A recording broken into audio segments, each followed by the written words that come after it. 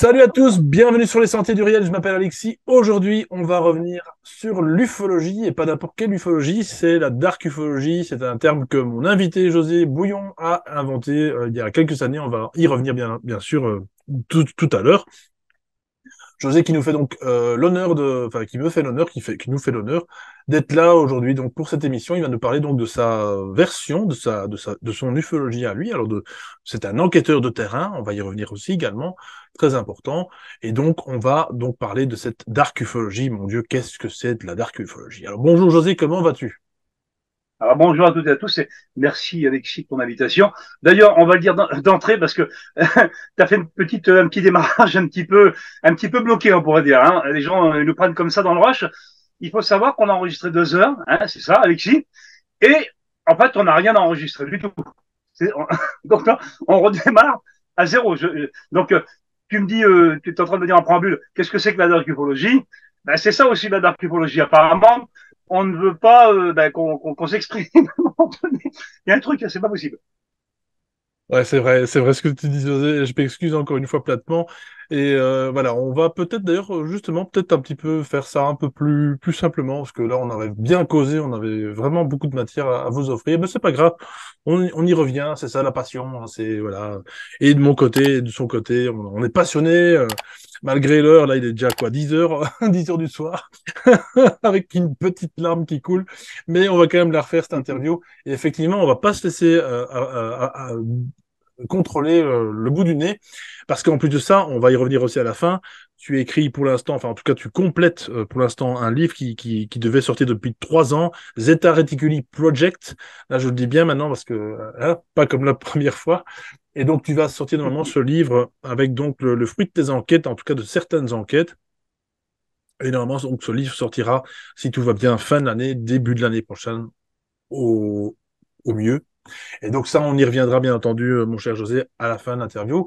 Donc pour te présenter, José, donc tu es quand même enquêteur depuis plus de 30 ans, on peut dire ça comme ça. Tu es tombé dedans quand tu étais pas petit, comme dirait Obélix, mais en tout cas adolescent, puisque tu as rencontré vers tes 15 ans Jimmy Guilleux, mon Dieu, on lui fait un coucou de l'au-delà là où il nous écoute. Il est avec nous, en tout cas en ce moment, c'est certain. Il n'aurait pas aimé ça, je crois, devoir commencer. Je crois qu'il n'aurait pas aimé ce genre de considération. C'est vrai qu'à l'époque, c'était une autre époque. Et effectivement, donc tu as eu l'honneur de rencontrer Jimmy Dieu. On y reviendra aussi, bien entendu. Donc ça fait depuis tes 15 ans que tu as plongé dans l'ufologie.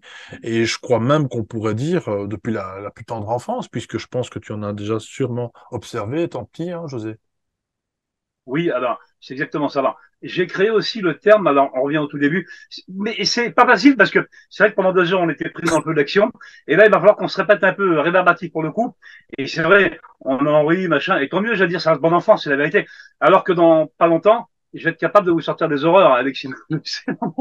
C'est ça qui est un petit peu, mais c'est la vie, c'est comme ça. Et donc, j'ai créé le terme d'arcufologie en 1995 avec Jimmy Gueux. Voilà. Alors, le terme, si tu veux aller par là, c'est le terme-là, je n'ai aucune prétention. Qu'est-ce que c'est que la darkufologie? Les gens se disent, mais moi, j'ai jamais entendu ce terme-là. Qu'est-ce que c'est? Qu'est-ce que c'est par rapport, je dirais, à l'ufologie, on pourrait dire standard ou classique, quelque part, hein, dans ce qu'on entend en général, comme tu l'as dit dans la précédente émission qu'on a fait ensemble, c'est-à-dire le mainstream, les médias merdes, pardon, comment tu dis? Comment t'appelles ça, Les merdias. les merdias, pardon, les merdias. Et donc, c'est le côté négatif que j'étudie, comme tu l'as dit, depuis une bonne trentaine d'années. Et c'est vrai que ce terme-là, dans Dark UFO, c'est pas pour mon bon plaisir. Je tiens à le dire d'entrée de jeu pour les gens qui me connaissent, peut-être pas sur ta chaîne, j'imagine, mais bon, moi, ça va être partagé aussi sur mes réseaux, et les gens ils me connaissent, ils savent de quoi je parle à un moment donné. Mais là, je vais me répéter, et je vais apporter aussi d'autres éléments, parce que j'ai attendu aussi de ce côté-là, ce qui est tout à fait normal, Alexis, toi. Et malgré que ça reste une présentation aussi pour tes auditeurs, auditrices, avant tout. Bon. Et, euh, et donc, ce qui se passe, c'est que voilà, je m'y suis intéressé, comme tu dis, de bonne heure, donc depuis mes 15 ans. J'ai la chance d'avoir connu notamment Jimmy Gueux pour des raisons X et familiaux ou familiales. Chacun, on le dit ou on le dit pas, de limite, c'est ma vie privée, pourquoi pas. Mais en tout cas, j'ai eu cette chance-là de connaître très très bien cet homme-là, puisque j'ai créé ce terme. Et donc, c'est le pendant négatif de l'ufologie. Voilà ce que c'est vraiment la dark ufologie. Pourquoi? Puisque avec la somme de mes travaux, et pas que de moi, parce que j'ai aussi des enquêteurs de terrain à mon actif, et il y a d'autres ufologues à travers le monde qui sont devenus, pour une bonne majorité, des amis. C'est pas que un panier de crabes non plus, heureusement. Voilà. Hein, Ouais. et je dirais même nul n'est prophète en son pays, malheureusement, ça a toujours été comme ça, à la limite. Et, euh, et donc, on arrive à une constatation, c'est que à 80%, eh bien, l'ufologie, je dirais, mondiale, est réellement un problème. Voilà. Pour moi, Ouais. c'est l'ufologie est un réel problème, alors que j'essaie de mettre en avant par rapport à des enquêtes de terrain, comme tu dis, et on va le voir un tout petit peu plus loin dans pas longtemps. Et voilà. Et donc pour moi, voilà, si je peux répondre à ta question, et j'ai vécu aussi pas mal de choses dans ma famille, mon père notamment, mes sœurs, moi-même, j'en ai vécu aussi, parce que j'en ai vécu de plusieurs manières d'ailleurs, on peut le dire d'entrée de jeu, Alexis, c'est-à-dire que je l'ai vécu dans ma vie moi personnelle, j'ai rarement, mais quand même, je l'ai vécu chez des gens, en allant enquêter chez des gens. Tu sais qu'il y a des fois où c'est du rush, les gens sont dans le rush, et tu peux être amené à vivre des choses aussi avec les gens. Tu vois, sans le vouloir d'ailleurs, bien souvent sans Mhm. le vouloir. Mhm. Mhm. Et donc voilà, et c'est là que c'est intéressant.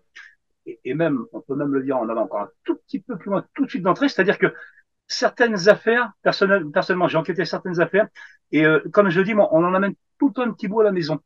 Et là, je laisse les gens méditer sur ce que je viens de dire. Et c'est là où ça peut... C'est vraiment de la dark UFO à un moment donné, hein, l'ufologie. Oui. Et j'ai compris ce que tu veux insinuer, effectivement, puisque on peut aller du côté paranormal, tant qu'à faire. Et c'est là où j'apprécie ton travail, c'est parce que tu ne fais pas tellement de distinction entre le monde ufologique, le monde ovni, et le monde paranormal, dit fantôme, entité, peu importe, exorcisme, etc. Et justement, tu as vécu, toi, une affaire assez récemment avec une dame qui a, semble-t-il, quelques rencontres un petit peu étranges. Et est-ce que tu peux peut-être nous en jeter un mot sur cette affaire-là? Alors, moi, je veux bien, il n'y a aucun souci avec ce, au contraire. On peut revenir sur ce que j'ai dit tout à l'heure, c'est vrai. Mais alors, si tu veux par là, on pourrait dire, est-ce que tu veux que, justement, que je parle de cette femme qui a des grossesses, on pourrait bien l'expliquer, Oui, ou plutôt du côté paranormal de l'affaire avec cette femme, ou ces deux femmes d'ailleurs, que oui, j'avais dit avant. c'est ça. Et j'ai vu, c'est ça, hein, tu veux dire C'est plutôt, hein. ça. Mais comme, Et donc, comme je replongeais dans mes souvenirs d'il y a deux c'est ans, ça, c'est ça. c'est Donc, on est en train de perdre tous les auditeurs, c'est pas grave. Non, non, mais globalement, c'est vrai qu'il y a deux affaires, en fait. Et c'est surtout celle-là que je voulais pointer du doigt, effectivement. Ces deux dames et deux... alors, Oui, je vais me faire dans les grandes lignes, Alexis, il n'y a aucun souci, je vais le oui, oui. répéter. Mais c'est vrai que, alors, si tu veux, là, on en rit, mais comme je te l'ai dit tout à l'heure, j'en ris jaune quelque part. Parce que vraiment, alors, comme on dit, courageux, mais pas téméraire, tu vois, mais sauf que là, vraiment, j'ai vu un truc que normalement, tu vois que dans les films à un moment Mm. donné. Parce C'est que, ça. et c'est ça. Il y a beaucoup de gens qui disent, oui, mais c'est normal, José ou Alexis, puisque normalement, l'ufologie, même si tu es un enquêteur de terrain ou quoi que ce soit, c'est vrai que ce qu'on retrouve dans certains films hollywoodiens ou et compagnie, on peut le retrouver là. Eh ben non, pas forcément, hein. Pas du tout normalement en général, hein. Mais il y a certaines choses, comme notamment tu viens de le souligner, le paranormal, c'est vrai, je lis en archéologie, on lit le paranormal à l'ufologie. C'est vraiment une. Est-ce qu'il existe des fantômes, il existe des choses comme ça, il n'y a aucun souci. Mais je dis bien une chose, c'est que là, je vais le dire, je vais le donner qu'il n'y a pas de souci. Mais sauf que on va vite se rendre compte, et on va comprendre, je le dis avant, que est-ce que c'est pas des entités justement qui se servent, justement du paranormal pour faire croire que ce sont des fantômes ou des poltergeists ou des choses comme ça, alors que c'est des entités exogènes. Et là, je vais le redire parce que moi, j'aime bien le terme entité exogène. D'ailleurs, c'est un terme que j'avais mis en avant. C'est un terme, et on peut le redire tout de suite encore aussi, sans trop mélanger les choses, hein, comment, pardon, Alexis. Et c'est-à-dire qu'avant 1900, et donc ce qu'on appelait la mode du spiritisme au Oui. final, donc c'est-à-dire avec toute l'époque en France et après qui a perduré aussi comment, en Angleterre, Flammarion, voilà. Mhm. exactement, avec Camille Flammarion et compagnie, Kardec, voilà. exactement. Et donc, tout à fait. Et donc avant 1900, tout ce qui était allégué à peu importe, je dirais extraterrestre, pour moi ça veut rien dire, hein, entre guillemets, ou autre chose, était classé sous le terme entité. Voilà. Et moi, je trouve que c'est beaucoup plus concis de dire entité que d'extraterrestre. Alors, je rajoute évidemment entité exogène, puisque pour moi, même si j'aurais vraiment une fâcheuse tendance dans mes travaux à penser qu'ils vivent déjà parmi nous, hein, alors exogène, pour moi, je pense qu'ils l'ont été, exogènes. Mais s'ils vivent parmi nous, c'est qu'ils ne sont plus exogènes quelque part. Tu vois, si on va jusqu'au bout de l'idée. Bon, après, c'est encore un vaste débat, on pourra en parler. Et donc, j'en viens à ce cas-là. C'est-à-dire que ce sont deux femmes, ici en Bretagne où je réside actuellement, en Bretagne donc en France, hein, région bretonne, pas loin de la forêt de Brocéliande d'ailleurs où j'ai fait quelques enquêtes intéressantes aussi. Forêt de Brocéliande, très très bon spot typologique pour ceux qui s'y intéressent. J'incite à y aller, hein, pour beaucoup de gens le soir et vous n'êtes pas déçus du voyage. Et donc pas très loin d'ici, de Brocéliande. Donc c'est une femme et donc avec sa belle-mère et donc cette femme-là, donc mariée avec son fils, est une femme, donc elle est enceinte, vraiment enceinte, comme tout ce qui est plus normal, pardon. Et voilà. Et le soir, elle a une contraction. Elle a une contraction, elle n'a pas le permis. Et donc, comment cette femme-là demande à sa belle-mère de l'emmener à l'hôpital, puisque, bon, elle a des contractions, je viens d'expliquer. Bon. Et donc, elle l'emmène, c'est en nuit. Ça se passe en soirée. Donc, elle roule. Donc, elle et sa belle-mère, elles sont en voiture. Et puis, je sais plus quelle heure il est, donc, de souvenir, je vais pas raconter de bêtises, je ne sais plus. Et elle roule, et à un moment donné, elle passe, donc, sur cette route en nuit, dans un bois. Il y a un bois, elle passe un grand bois. Bon. Toujours du côté de Brocéliande. Et à un moment donné, elle voit sur la droite une espèce d'entité qui est sur la droite, qui est entre, je dirais, entre deux souches d'arbres. Elle est là et elle regarde fixement droite comme ça. Elle le voit. Pourtant, elle éclaire pas de rien du tout. On ennuie.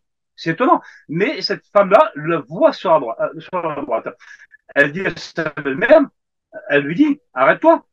Elle dit, regarde, qu'est-ce que c'est que ça? Elle voit une espèce d'entité. Alors, apparemment, elle était plutôt mal fagotée parce que elle avait des vêtements amples. C'était vraiment une entité, on pourrait dire humanoïde avec une grosse tête, mais c'était pas un gris non plus. Mais vraiment, je sais pas comment expliquer, elles me l'ont dit, vraiment mal habillée. C'est-à-dire vraiment un panthéon plus ample, limite des années 70 pour prendre un mammouth, mais c'était pas ça, hein, mais pour donner l'image. Hein. Bon, avec un espèce de grand impair, mais c'était vraiment ridicule, ça n'avait aucun sens d'observer ça, tu vois. Et au moment où elle le voit, donc sa belle-mère arrête la voiture, et effectivement, elle voit ce que sa belle-fille lui montre. Et peut-être, 2-3 mètres sur la route à droite, j'ai dit, dans le talus, là, dans les bois. L'entité, pendant un moment, elle panique. Eh oui. Elle fait des mouvements, tu sais, saccadés comme ça, mais vraiment rapides. On a l'impression à ce moment-là, et c'est l'impression que l'entité donne, qu'elle est grillée quelque part. Quand je dis ça, attention, faut que je m'exprime, hein, faut que je m'explique, pardon. C'est-à-dire qu'on a l'impression que elle se dit, ben merde, ils m'ont vu, alors que normalement, il n'y avait rien pour la voir, l'entité. Donc, c'est ça. Elle se sent autant surprise que les gens, que ces femmes-là, l'ont vue à ce moment-là aussi. Et c'est là où c'est intéressant. Pourquoi? Parce qu'on se dit, bon, ben, ils ont vu l'entité, voilà. Et par la suite, donc, elles paniquent, elles prennent peur. Ces deux femmes toutes seules sur une route, l'autre a des contractions. Enfin, finalement, on apprend qu'elle était enceinte, c'était une fausse alerte. Mais bon, elles repartent quand même à l'hôpital, et ça, on oublie ça. C'est pas mal, elles oublient tout ça. Moi, peut-être, allez, 15 jours après ce truc-là, moi, j'ai la chance que, justement, sa belle-fille m'explique ça. Donc, par une tierce personne qui me dit, tiens, José, ça pourrait être intéressant que tu étudies ça. Il y a des gens qui ont vu une entité sur le bord de la route en nuit, par là-bas. Alors moi, je prends contact avec les gens, il n'y a pas de souci. Et donc, j'ai chez elle, pardon. Et elle m'explique tout ça. Moi, dès le lendemain qu'on me dit ça, je retourne sur le lieu dans les bois. Le lieu exact où elles ont vu l'entité. Qu'est-ce que je retrouve? Moi, j'ai des photos d'ailleurs et des vidéos. Pas des vidéos, je crois pas que j'ai fait des photos. Je retrouve exactement l'emplacement où elles ont vu cette mystérieuse entité. Des traces dans le sol, mais comme des traces pas de pas, mais presque. C'est vraiment, c'est étonnant hein, comme trace. Vraiment, on est entre l'animal et l'humain, entre les deux. Bon. Et moi, je mets ça de côté parce que bon, mais par expérience, je sais très bien que quand on observe, je pense que ça va te parler à toi et aussi aux auditeurs, aux auditrices qui nous écoutent, quand on observe une entité, eh bien, par la suite, on va réobserver des ovnis ou on va avoir des phénomènes paranormaux chez nous. Ça, c'est quelque chose de récurrent. Il y a aucun problème là-dessus. Ça, c'est clair et net. Bon, à la limite, on peut en reparler de ça. Et donc, ça se passe, pardon. Ça se passe, c'est terminé. Peut-être 5-6 mois après, tu vois, moi, je laisse tomber le truc, je passe à autre chose, évidemment. Et ces femmes-là, elles me rappellent peut-être vers 3h, 3h30 du matin, en catastrophe. Elle me dit, Joseph, faut absolument que tu passes à la maison. Il y a vraiment un gros souci. Mais vraiment, les gens en pleurent. Vraiment, ils étaient traumatisés. Tu vois. Je me dis, mais c'est quoi ça, à 3h30 du matin? Et puis, bon, à la limite, et puis, moi, je suis un passionné. Ça s'entend, hein, tu sais bien, avec qui on a enfin discuté. On a discuté, pardon. Et c'est vrai que, puis moi, j'aime pas, si tu veux, je suis en empathie avec les témoins. C'est ça qu'il faut dire aussi. À un moment donné, moi, les gens, c'est plus les témoins. Limite, ça deviendrait des amis comme de la famille. Pour moi, c'est pareil. Parce que vraiment, j'ai ce contact avec les gens, facile ou pas. C'est vraiment de l'empathie que j'ai avec les gens. En tant qu'humain, en tant que, voilà. Parce que bien souvent, ce qu'il faut dire, c'est que généralement, les gens vivent aussi des choses qui les dépassent, c'est sûr, mais pas forcément dans le positif non plus. Je l'ai dit tout à l'heure. Donc, à un moment donné, si on n'a pas une oreille ou un cœur de réceptivité, je vais plutôt le dire comme ça sert à rien de faire ce truc-là. Parce qu'on gagne pas d'argent à le faire. On est d'accord. Et donc, elle m'appelle et j'y vais. Tu vois. Et Donc, j'arrive chez eux et ils sont tous en bas dans la cuisine. Et en fait, ce qu'il faut savoir, c'est qu'ils avaient une fille de 12-13 ans. Moi, je ne savais pas ça. Tu vois, donc, la belle-mère de cette femme-là, donc, parce que je veux vraiment taire les noms. Après, je peux dire, bah oui, c'est très important. Vous allez voir pourquoi. Et donc, ça se passe. C'est 5-6 mois après l'observation de l'entité. Bon, vous allez me dire, il est où le rapprochement? On va le faire dans quelques instants, vous allez voir.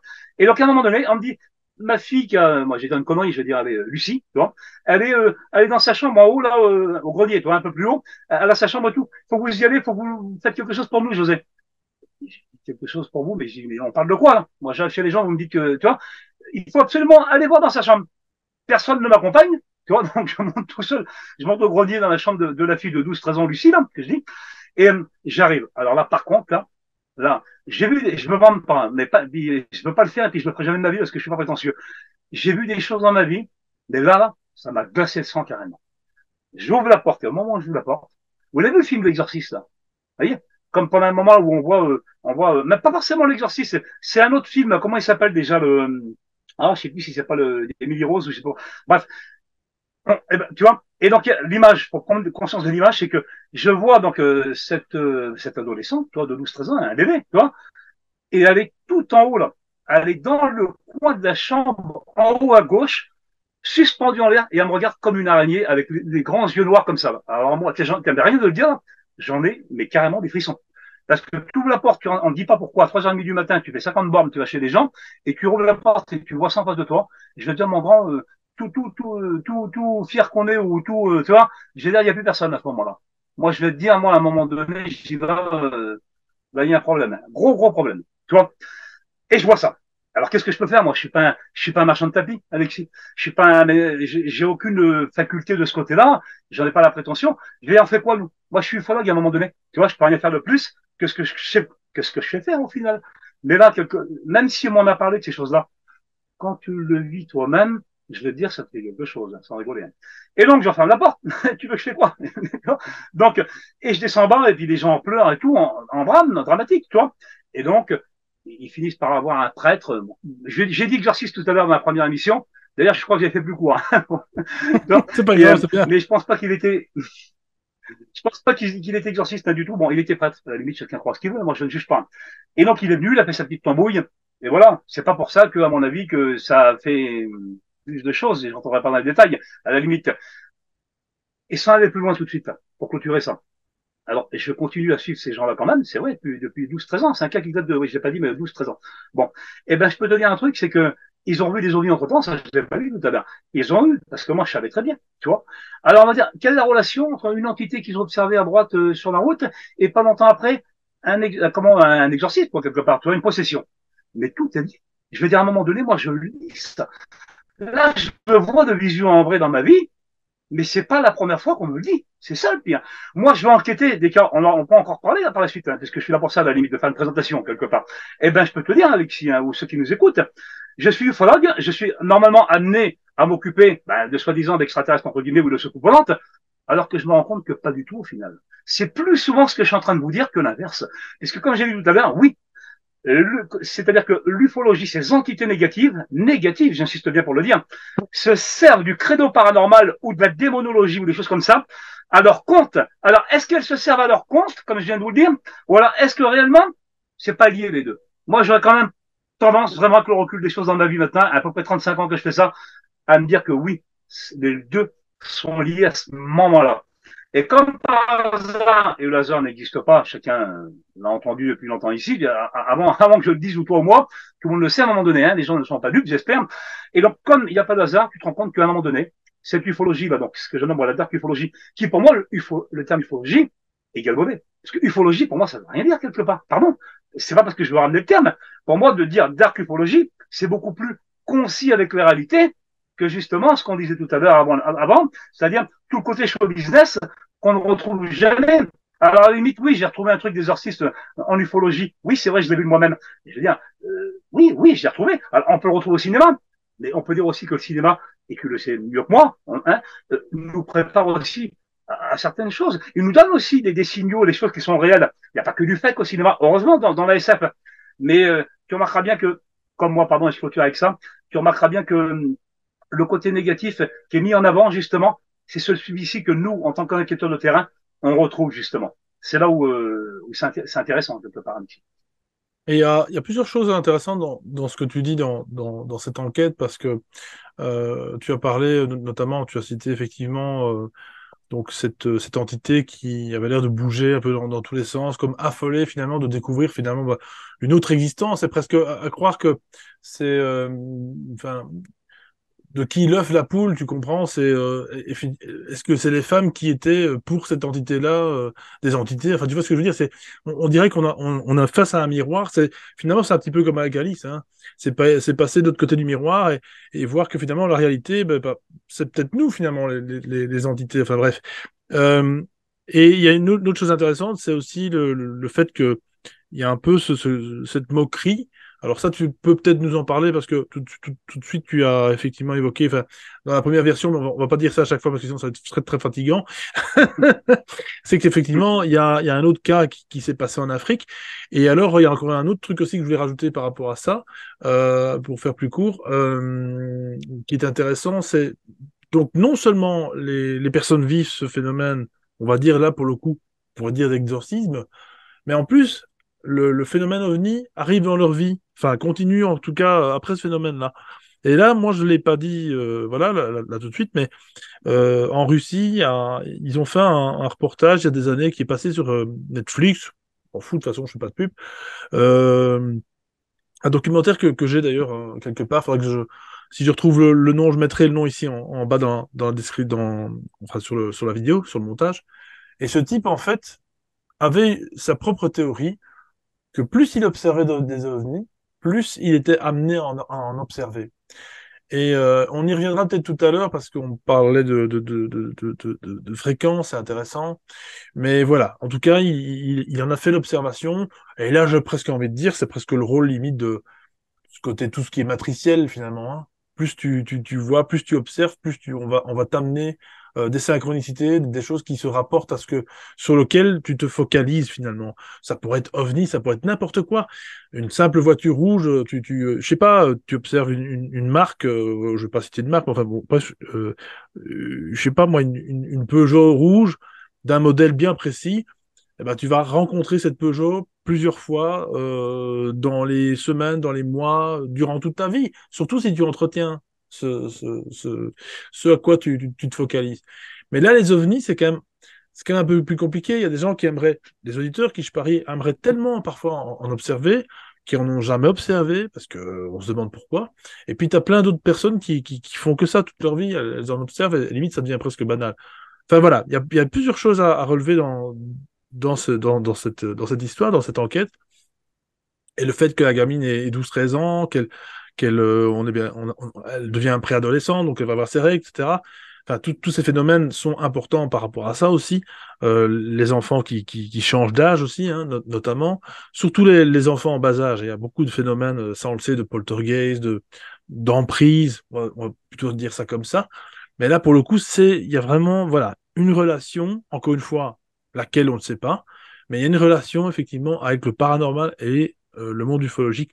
Ça, c'est super intéressant. Et alors, avant de te laisser parler aussi, avec l'affaire en Afrique, petit aparté, j'avais fait, il y a des années de ça, donc une émission avec Thierry Rodan sur, notamment, eh bien, le phénomène des NDE et le phénomène ufologique où notamment il y a des personnes aussi qui disent avoir vécu des NDE, des EMI, donc des expériences de mort imminente négatives. Il y en a aussi, hein, il n'y a pas que du positif, il n'y a pas que des châteaux de cristal où on te reçoit avec voilà, avec le couvert, et on te reçoit. Donc ils ont vécu ces expériences finalement négatives, et certains disent avoir rencontré ce qu'on appelle des petits gris, en tout cas des entités de nouveau, voilà, exogènes, peu importe. Mais voilà, il y a beaucoup de choses qui pourraient être dites, et on l'a compris, on ne dira pas tout dans cette émission parce que ça va être trop trop long. Et là, c'est vraiment un apéritif. C'est un peu pour vous présenter qui est José. Il reviendra bien sûr, il n'y a pas de problème, s'il le veut bien, à condition que j'enregistre mes émissions. Et il reviendra bien sûr nous parler de phénomènes voilà, dont il veut absolument nous partager. Voilà, donc José, effectivement, on a compris, donc il se joue un peu de nous. Du côté OVNI, on peut en reparler éventuellement après, il se joue de nous aussi. Mais en tout cas, cet être-là se jouait des deux témoins. Et en Afrique, visiblement, il y a également, alors pas le même genre d'histoire, mais encore une fois, un être exogène qui sait jouer des témoins. Et donc c'est en Afrique du Sud, je crois, si je dis pas des bêtises. C'est ça, Alexis. Et d'ailleurs, quand même, pour rebondir à ce que tu viens de dire au début, c'est vrai que je l'ai pas dit pour bien comprendre, c'est qu'en fait, j'aurais peut-être dû le dire avant, c'est que dans mes travaux, en fait, moi, je considère, et d'ailleurs pas à tort, parce que statistiquement, j'ai pu le corréler ce que je vais dire. Donc, à un moment donné, c'est ce que je disais, c'est ce qu'on disait, c'est-à-dire que il peut avoir 1000 histoires différentes, mais par contre, avec des concordances, tout le temps, il y a des concordances. On peut avoir 1000 cas différents. Moi, j'ai vu ça, moi, j'ai fait ça. Et quand on regarde bien, parce que c'est nous aussi enquêteurs de terrain, de regarder ça. C'est facile, hein, quelque part, d'aller chez les gens et dire, tiens, j'ai vu un ovni, il est parti à gauche et il est reparti à droite. Mais moi, à la limite, même un cas comme ça m'intéresse, parce que quand je peux faire des corrélations, derrière, en me disant, tiens, quand on me dit des choses que les gens ne se connaissent absolument pas et qu'on me dit derrière, moi, par contre, il m'est arrivé ça. Par exemple, par la suite, je cherchais ma montre, tu vois, et je la retrouvais plus pendant 6 mois, alors que j'ai jamais mis là, jamais bougé de mon placard. Et d'un seul coup, j'ai retrouvé de l'autre côté là-bas, tu vois. Et c'est là où, voilà, il faut, tu sais, le mal se cache dans les détails. Et Oui, c'est une pure vérité, ça. Moi, j'ai oui. constaté. Et je le constate tout le temps.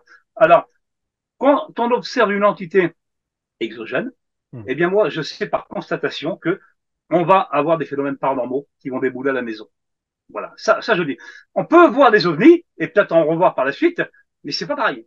Quand on voit une entité, dès l'instant où elle vous a vu, quelque part, elle vous a pris en grippe pour moi. Et donc à ce moment-là, vous pouvez la voir telle que vous l'avez observée la première fois, hein, comme elle va bien souvent revenir dans la majorité du temps, parce qu'on parle aussi là de quelque chose de sournois, c'est ce que je veux dire encore là, dans le cas d'Afrique du Sud.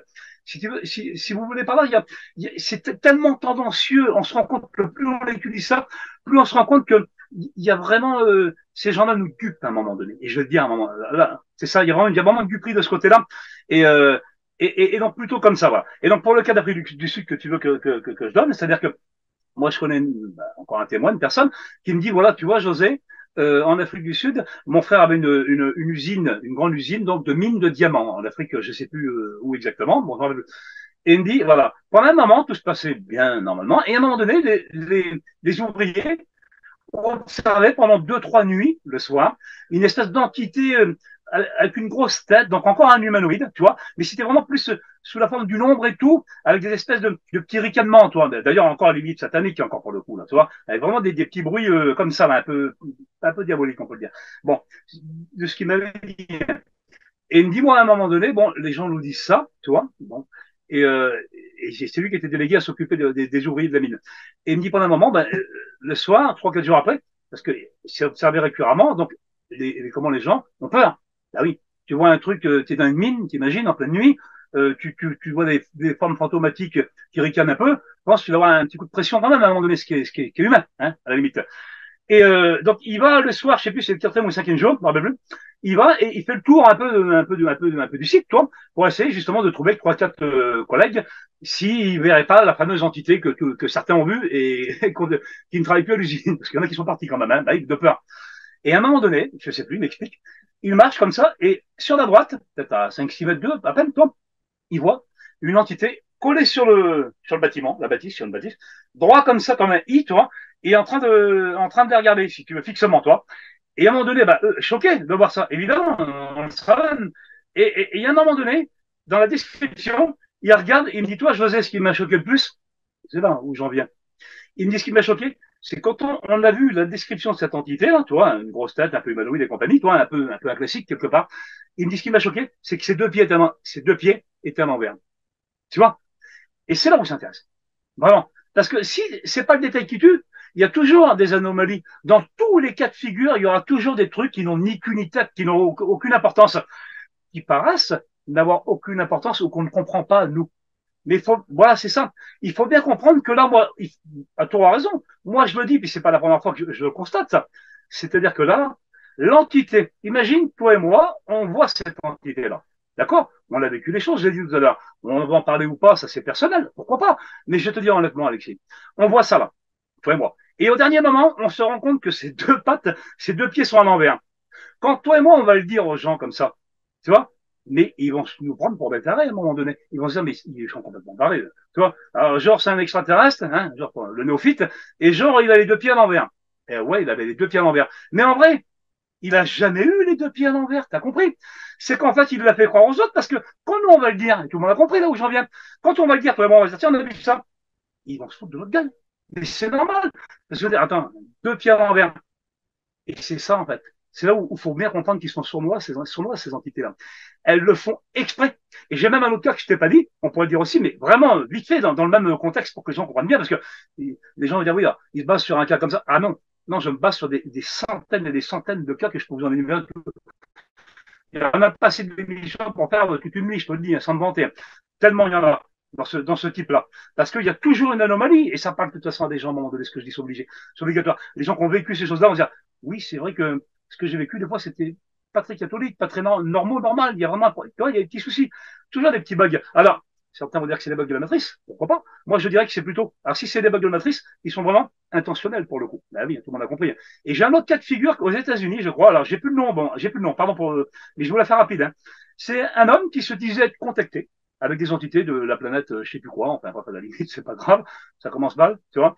Et en fait, et donc cet homme-là, il a, pour moi personnellement, en étudiant un peu ce qu'il avait fait à l'époque, moi j'ai plus le nom, pardon, hein, euh, moi je pense qu'il a eu quand même quelques contacts réels, parce que bien souvent, tiens, c'est comme mes amis marseillais de temps en temps, et je ne fais pas de généralité, mais j'en ai, c'est-à-dire que, tu vois, José, tu vois, c'est la sardine qui a bouché le port de Marseille. À un moment donné, le gars, il a vu ça, tu vois, et il va t'en mettre long comme ça. Il y a un problème à un moment donné, tu vois, tu te dis, tu vois, c'est ça le truc.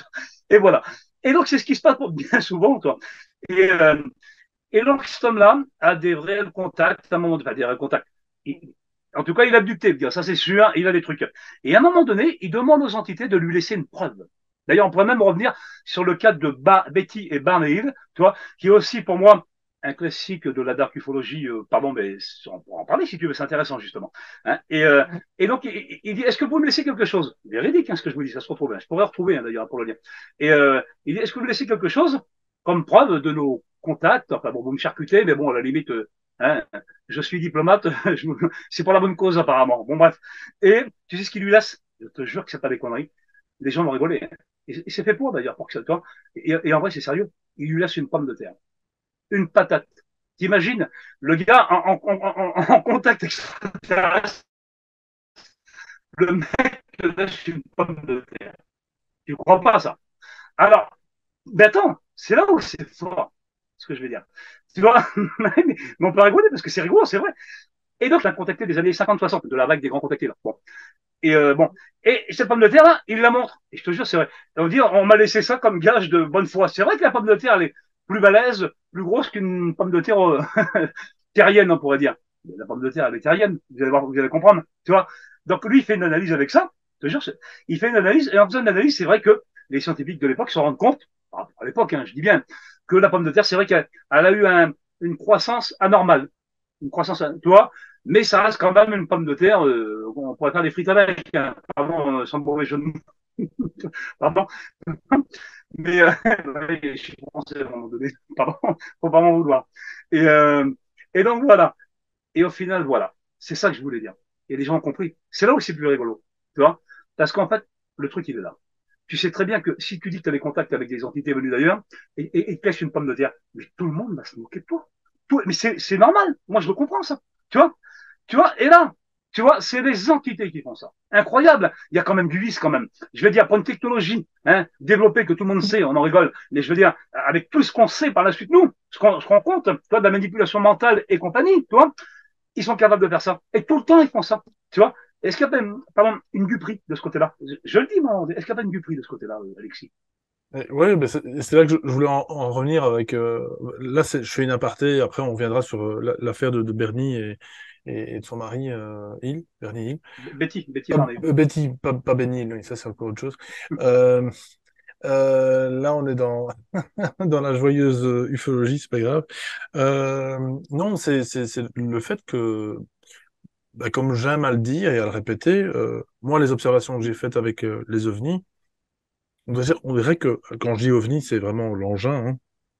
L'engin, enfin l'objet non identifié, puisque volant non identifié, puisque C'est sa première définition. Et c'est fait qu'il y a pas que moi qui l'ai vécu. Et c'est vrai que l'ufologie en tant que telle, l'observation dans le ciel classique, bah, se joue de nous aussi.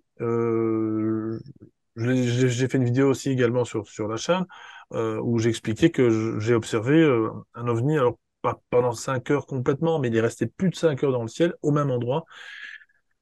Et vraiment, allez voir cette vidéo, je la mettrai là en lien, ça vaut vraiment la peine. J'ai filmé avec les rudiments de l'époque, hein, 2010, c'était l'appareil photo Nikon Coolpix pour dire une marque, et avec des jumelles, c'était vraiment rudimentaire. Et donc j'ai filmé tant bien que mal, et avec les logiciels actuels modernes, on peut, heureusement, on peut, parce que là j'avais la tremblote, tu t'imagines, bon, y a aucun pied, aucun trépied, j'avais rien en matériel. Ce serait maintenant, voilà, je serais équipé. Et donc, je filme cet ovni pendant voilà, 20 minutes parce que je voulais quand même un maximum de vidéos, un maximum de films parce que c'est quand même exceptionnel. Ma femme était à côté de moi, elle a vu la même chose, donc très important aussi ce que je vais dire là. Euh, et donc, voilà, je l'ai stabilisé tant bien que mal avec des logiciels qu'on a actuellement. Vous verrez, hein, il y en a qui m'ont dit dans les commentaires, c'est une mouche. Voilà, bon, moi, je sais très bien ce que j'ai vu, enfin, je sais très bien ce que je n'ai pas vu, on va dire, mais ou ce que je ne sais pas ce que c'était plutôt, voilà, en français. Mais je sais que je l'ai vécu et ce sera encore maintenant. J'aurai un fauteuil, j'aurai un trépied, j'aurai mon cocktail et j'observe l'OVNI même partir parce que je l'ai pas vu partir malheureusement. Bah,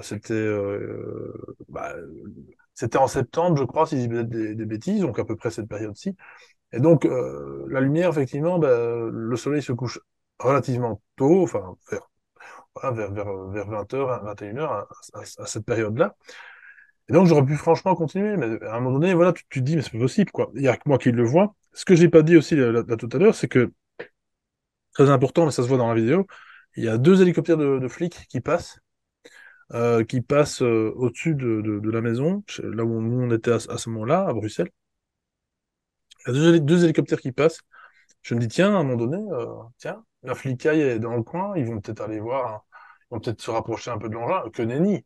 À mon avis, c'est pas possible, je me dis, c'est pas possible, ils ont une matière fécale dans les yeux pour pas dire autre chose, et ils ils n'ont pas vu cet engin-là. Enfin, je veux dire, des gens qui sont censés pouvoir observer dans le ciel, enfin, je veux dire, voilà, c'est quand même leur boulot, quoi. En plus, ce que tu ne sais pas, c'est que d'après l'observation que j'en ai faite et l'orientation où je trouvais cet objet immense, parce que c'est un gros objet, qu'on retrouve d'ailleurs dans un film, Aeon Flux, tiré d'un comics. Et la direction dans laquelle cet ovni se trouvait, c'était au-dessus du palais royal, du parc royal. Je veux dire, là, globalement, tu peux pas commencer à véhiculer pendant des heures sans autorisation et surtout pas qu'un un engin pareil. Enfin, au-dessus d'un parc royal, ça n'a pas de sens. Alors, ces deux hélicoptères, l'ont-ils vu? Ont-ils reçu, par contre, à contrario, l'ordre de ne pas y aller? Nul ne le sait. Là où je voulais en venir, quand je disais que ma femme était à côté de moi et qu'elle a observé le phénomène, c'est intéressant parce que j'ai filmé ce phénomène, j'ai pas vu sur Internet quelqu'un d'autre le photographier ou quelqu'un qui aurait été plus près, par exemple, qui aurait été dans la région du Parc Royal. Ça aurait été intéressant. Je te jure, José, franchement, encore une fois, je reviens en arrière, je prends la voiture, j'y vais, je vais jusque-là, quoi. Et t'es subjugué, en fait. En même temps, il y a ce côté, et ça, je suis sûr que les auditeurs qui ont observé des ovnis, et ça, je suis sûr que même dans tes enquêtes, tu as eu ce sentiment, des personnes qui ont rapporté ça, il y a ce côté où tu peux pas bouger vraiment, en fait. Où t'es là, t'es pantois devant le phénomène, et tu perds ta volonté à aller plus loin. On dirait qu'il y a quelque chose qui t'en empêche. Alors, je dis pas que t'es figé, comme certaines personnes ont eu, notamment des témoignages par rapport au Men in Black. C'est encore un autre phénomène, mais toujours lié, bien entendu. Les fameux Men in Black où les gens sont figés, ça pourrait s'apparenter à des paralysies du sommeil, mais qui, elles, encore une fois, ne sont pas, je m'excuse, encore une fois, pas scientifiquement vraiment expliquées, qui sont aussi liés à des phénomènes paranormaux. Bref, on va y venir. Et je veux dire, voilà, la question, enfin, c'est même pas une question, c'est l'interrogation que je me pose, c'est pourquoi est-ce que ma femme et moi, on l'a vu? Pourquoi ces deux flics n'ont pas été? Encore une fois, je n'en sais rien. Ils l'ont peut-être vu, et ils ont peut-être reçu des ordres qu'il ne fallait pas aller. Pourquoi est-ce que d'autres personnes n'ont pas fait la photo? Ou un film? Est-ce que nous, ma femme et moi, à ce moment-là, on était autorisés à le voir, cet ovni-là? Ben, j'en ai l'impression. Je reviens de nouveau avec ce bonhomme en Russie, là, où ils ont fait ce documentaire sur Netflix il y a des années, qui prétendait, lui, selon son observation, qu'il était apparemment amené à en observer. Alors quand il en observait, c'était plusieurs fois sur la semaine. Hein. C'était pas un peu. Parce qu'il faut savoir aussi un truc, ça, je crois que tu vas rejoindre ce que je dis. Les ovnis, en fait, ils en passent tout le temps. Hein. C'est pas qu'on lève pas. Alors c'est vrai qu'on est de plus en plus collés avec nos smartphones, ça c'est vrai, et à regarder s'il n'y a pas des cacas sur le trottoir quand tu marches. Mais quand tu lèves pas les yeux à ce moment-là, il y en a plein qui passent. Mais ils vont tellement à une vitesse, enfin inouïe, quoi, que l'œil humain ne peut pas les voir, quoi. Sauf si ils nous autorisent à les voir. Et là, quand ils autorisent à les voir, à les observer, eh ben, ils se jouent de nous, comme ces deux super témoignages que tu viens de nous citer. Il y a ce côté, je joue avec toi, nanana, tu vois, c'est un petit pied de nez. Est-ce que tu as déjà eu enfin, sans citer, parce que sinon on serait parti pour toute la nuit, est-ce que tu as déjà eu, en tout cas, ce genre de, de, de, de report, quoi, des personnes qui se disent être un peu bafouées par le phénomène en question. Oui. Alors oui, évidemment, bien sûr, c'est même ce que tu énonces, ça c'est même quelque chose de récurrent, évidemment. Alors, si tu veux, là, dans ce que tu dis, alors c'est pas des questions, et tu l'as dit, hein, mais il y a quand même, on peut revenir sur deux, trois trucs quand même que je trouve intéressants aussi, moi, dans ce que tu dis. C'est-à-dire que là, tu dis qu'à un moment donné, alors, les objets circulent tellement vite que finalement, on n'est pas capable de les voir à l'œil nu par rapport à la vitesse. Évidemment. Évidemment, on n'est pas capable de les voir à l'œil nu par rapport à la vitesse. Aussi, il faut savoir une chose, c'est que, et je l'ai constaté aussi dans plusieurs, même de moi-même, parce que j'ai vécu des trucs, et j'ai pas pu tout filmer moi non plus malheureusement, mais j'en ai quand même filmé quelques-uns. On aura l'occasion si ça intéresse les gens, de vous le montrer.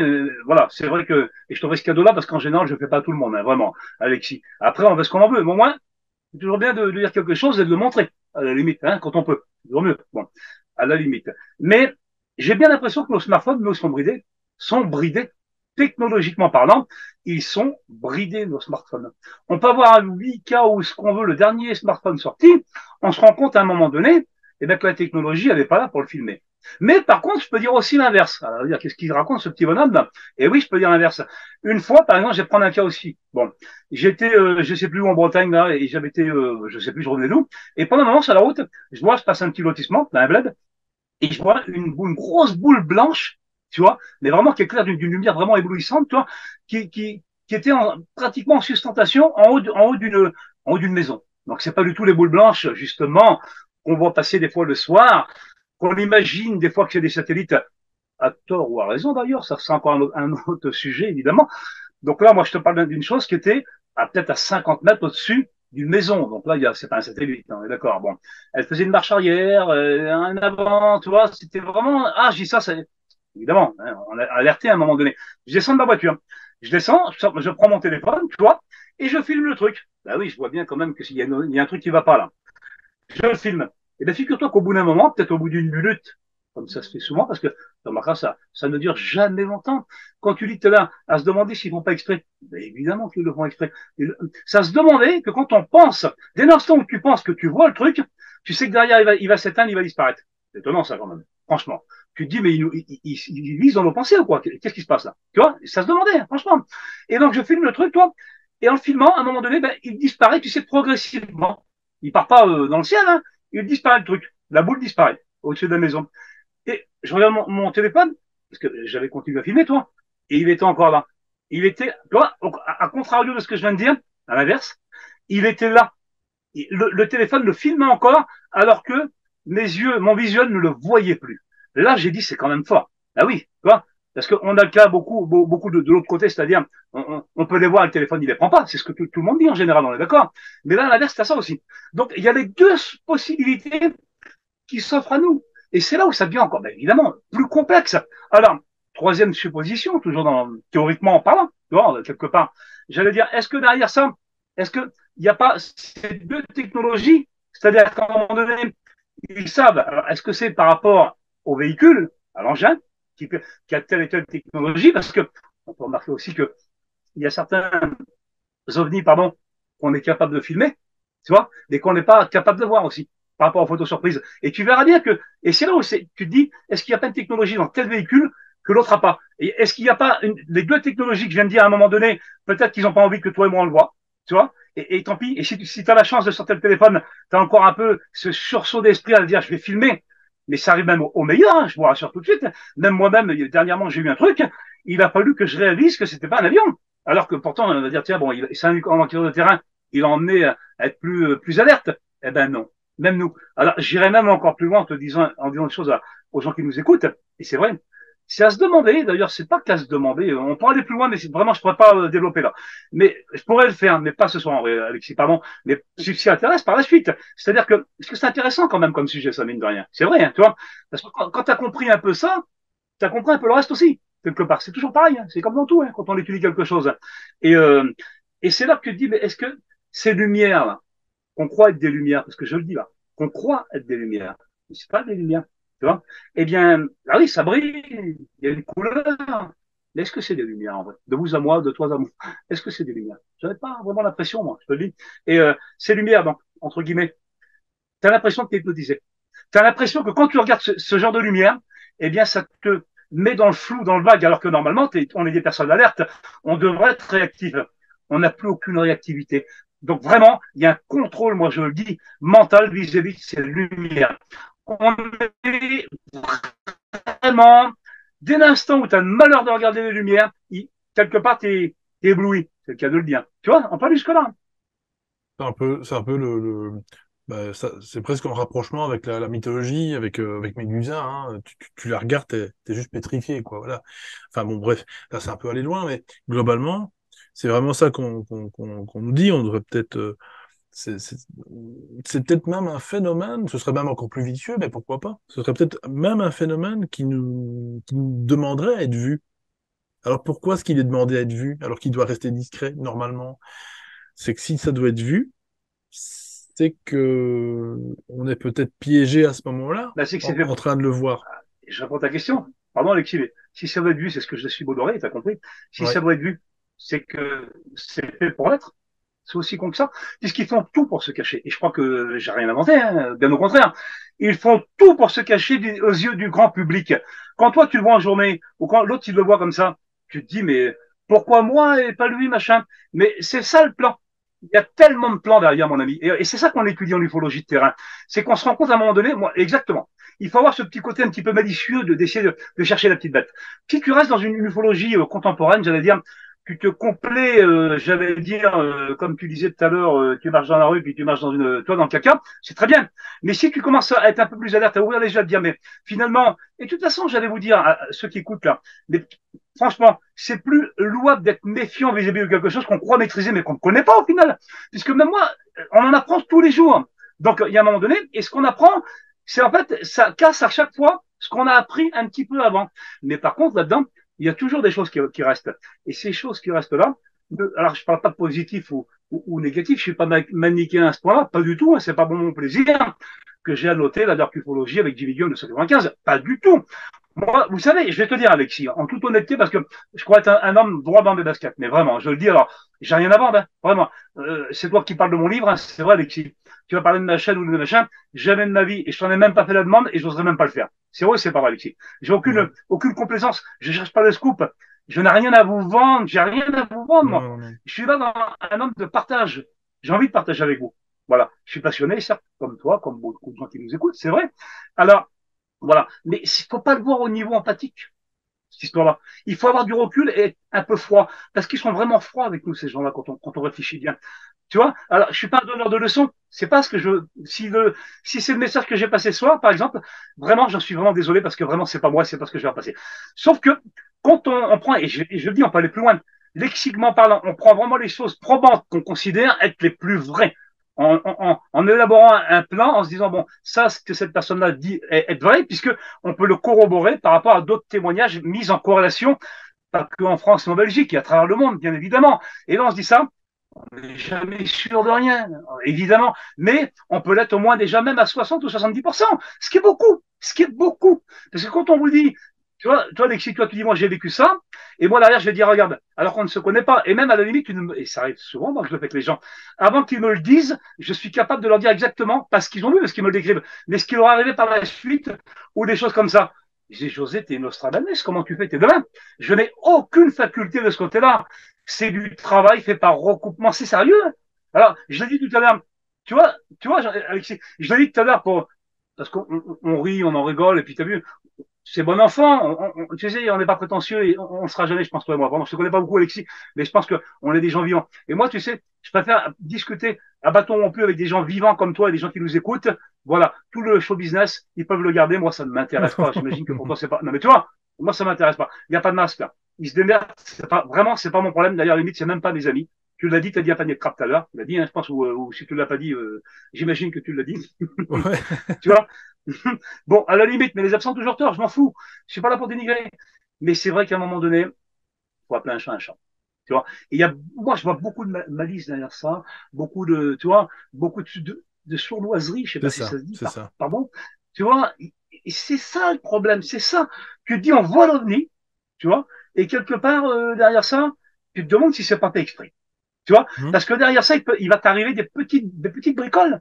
Et tu sais, on dit, si on dit Alexis, et ça, je pense que ça va parler à des gens où ça va mettre l'accent sur certaines choses que tu dis, qui vont dire, oui, bah, tu vois, finalement, avec José ou avec toi, Alexis, dans votre conversation, ben, ça aligne un petit peu, ça correspond un peu à ce que je pensais, toi, dans le délire, mais j'en étais pas vraiment sûr. Quelque part, c'est bien que vous en parlez parce que quelque part, ça confirme un peu ce que je pensais. Souvent, on l'entend, ces choses-là, Alexis. C'est vrai. Et que ça peut être dans d'autres choses. C'est vrai. Alors que normalement, en vrai, si on y réfléchit bien, je ne vais pas vous faire froid dans 5 leçons, j'ai aucune prétention de ce côté-là. Mais quand on réfléchit, parce que c'est beaucoup cognitif, hein, toutes ces choses-là, mine de rien, quand on étudie vraiment sérieusement le plan.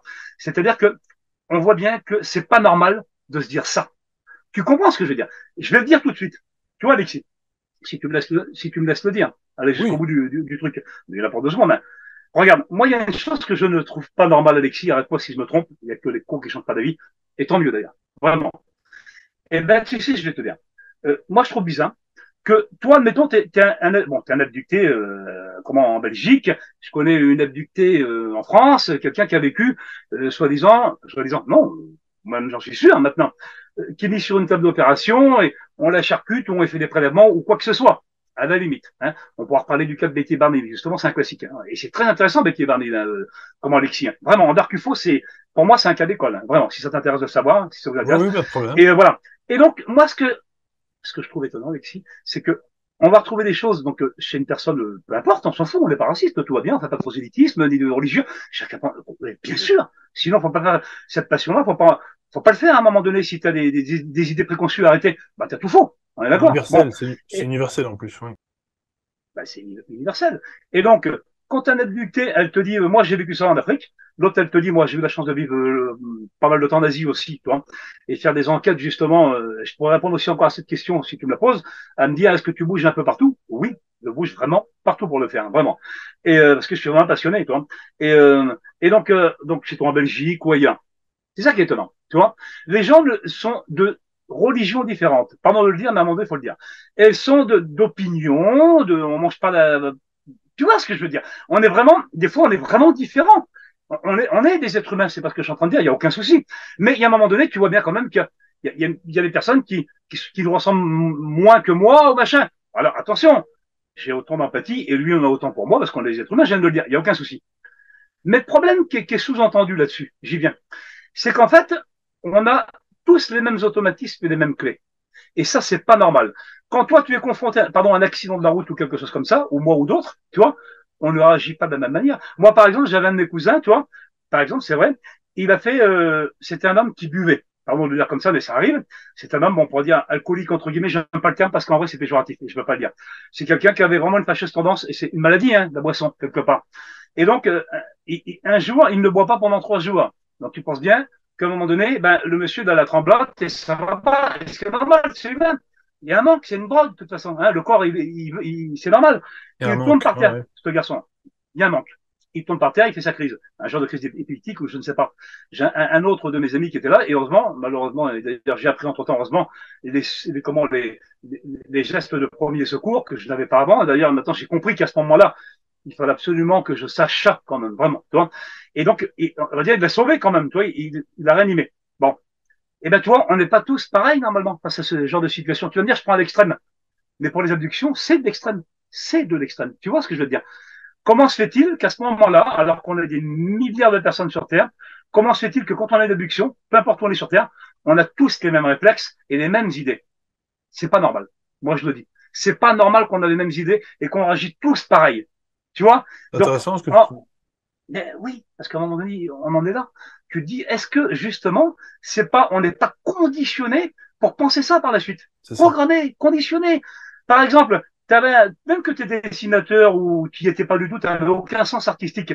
Tu sais très bien comme moi, la première des clés, c'est oui, effectivement, la plupart des gens partent vers la peinture, vers le dessin. Ils ont un sens artistique plus développé. Et ça parle à des gens, ce que je dis là, forcément. D'ailleurs, ça parle pas à des gens, ça parle à tous les gens sur la Terre qui l'ont vécu, ce que je suis en train de dire. Tu vois. Ensuite, le deuxième, c'est je vais faire corps avec la nature. Je vais respecter l'environnement. Alors qu'avant, je roulais sur la route, j'allais au McDo pour pas citer une marque, et je jetais tout par la fenêtre. Imagine le gars, tu vois, qui s'en foutait de tout quelque part, tu vois, ou la femme. Et voilà, que maintenant, c'est une chose qu'elle ne fera jamais. Elle va recycler, elle va être en empathie avec la nature. Alors qu'avant, pas du tout. Pourquoi que toutes ces clés, je pourrais en citer bien d'autres que j'ai trouvées, et que ça parle à plein de gens, pourquoi toutes ces clés-là sont toutes les mêmes vis-à-vis de toutes les personnes sur Terre? C'est pas normal. Je vous le dis, on est conditionné pour aller là où eux, ils ont décidé qu'on aille. Tu vois? Et c'est ça qui est intéressant. Mais bon, après, moi, je le dis en toute modestie. Hein. Et je conseille d'ailleurs aux auditeurs un film magnifique qui reprend un tout petit peu ce que tu viens de dire avec c'est j'espère que je dis pas son euh, c'est euh, c'est La Belle Verte de Colin Serrault, Corinne Serrault, Corinne Serrault, je sais plus, je mettrai son prénom, je n'ai plus en tête. En tout cas, c'est Serrault, c'est pas la fille de Michel. Hein. C'est La Belle Verte et effectivement, c'est intéressant. Il y a une connexion avec ça. Des êtres d'une autre planète, dont je comprends. Elle arrive sur la Terre et elle fait changer avec son pouvoir certains humains qui, effectivement, comme tu dis, étaient désagréables et qui tout d'un coup deviennent âment la vie, quoi. Bref, c'est une petite parenthèse, mais c'est intéressant. Et donc, effectivement, il y a un cas d'école que tu reprends d'ailleurs dans ton livre, hein, Zeta Reticuli Project.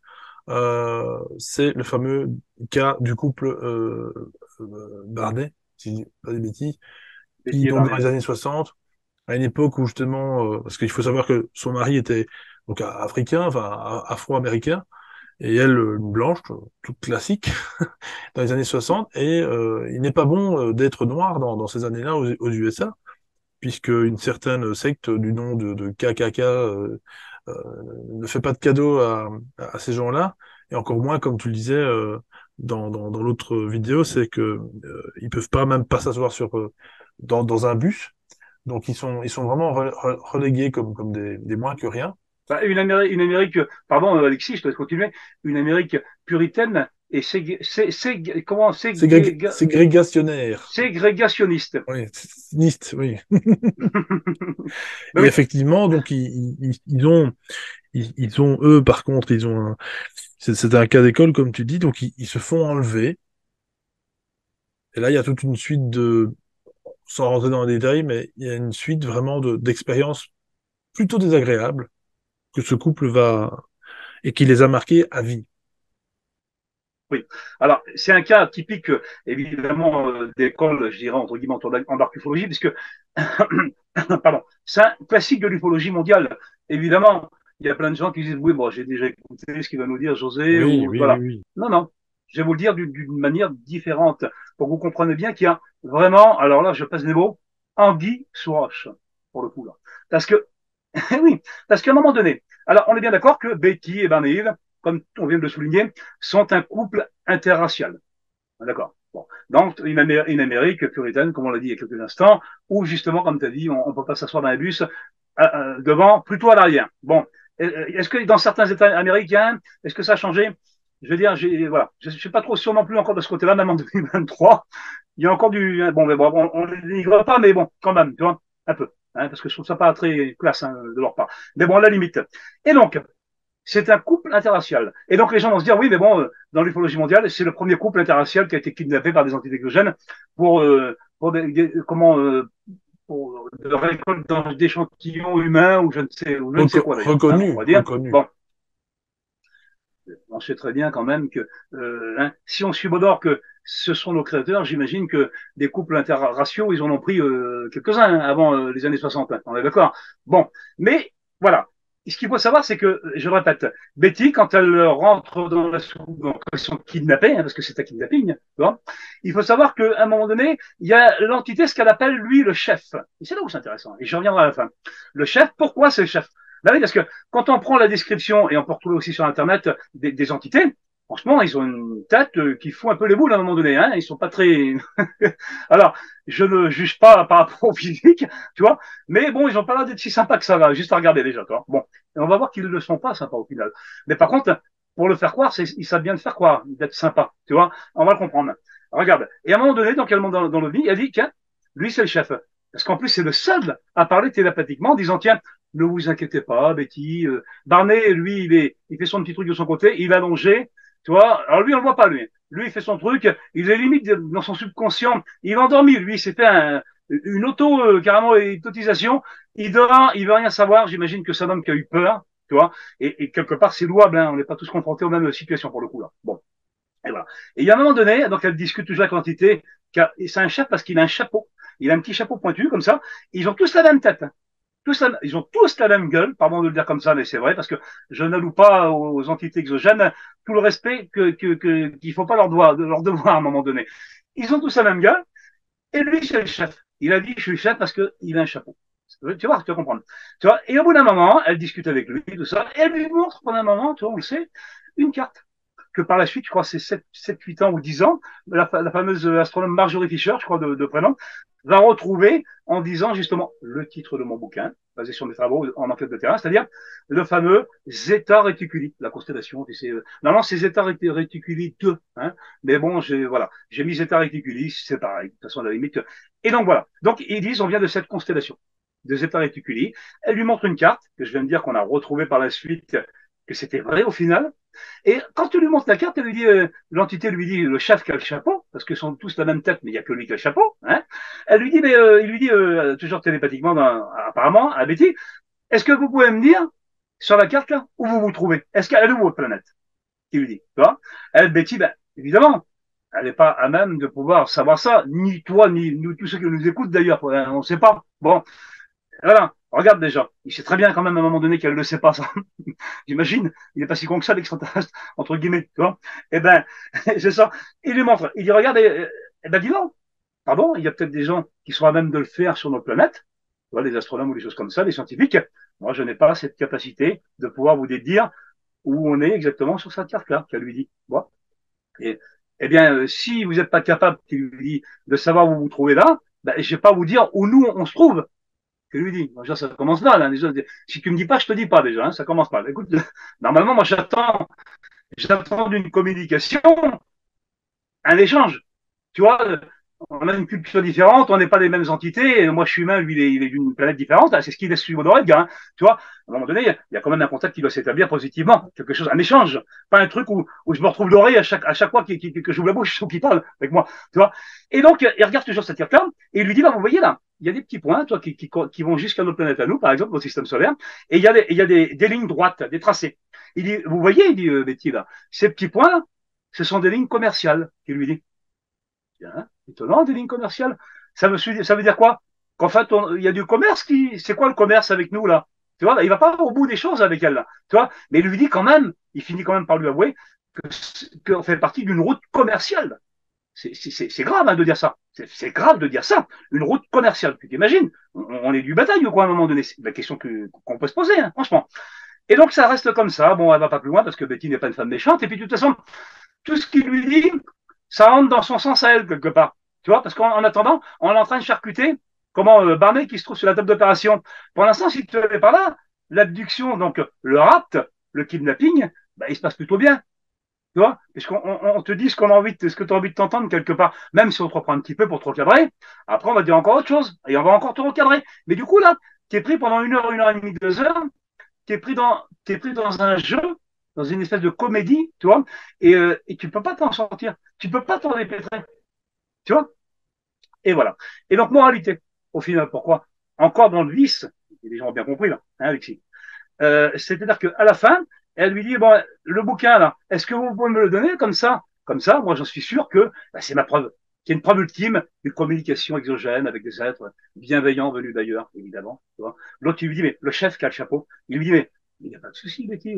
En gros, hein, je te schématise, prends le bouquin, c'est ta preuve. Ça vous fera une preuve. Tu pourras le dire aux octariens où on se trouve. Toi, tu sais pas t'es où, mais vous êtes peut-être trouvés au final. Tu vois? Elle repart avec le bouquin. Donc l'abduction se termine positivement. Il y a pas, c'est limite s'ils ne servent pas la main ou ils se font pas, ils se tapent pas une bise à un moment donné. Tu te demandes hein, quand tu lis le truc, hein, tu vois. Et donc elle sort de la soucoupe. Et au moment où elle sort de la soucoupe, j'allais dire coup de théâtre. Ah oui, coup de tonnerre, carrément. L'entité, donc le chef avec le chapeau, ils ont tous la même tête. Il lui retire des mains, c'est pas lui retire, il lui arrache le bouquin avant de partir. Alors, tu t'imagines quand même, Alexis, outré, Betty est outré. Elle se dit, mais c'est ma preuve. Vous m'avez promis. Ça fait 2 heures que tu me fais du blabla, mon grand, là. Que tu m'embrouilles le cerveau, là. Et au dernier moment, tu te dégonfles. Mais elle est où, avec où ma preuve? Tu m'avais promis qu'elle lui dit. Vous m'avez promis qu'elle lui dit. Et texto, tu vois.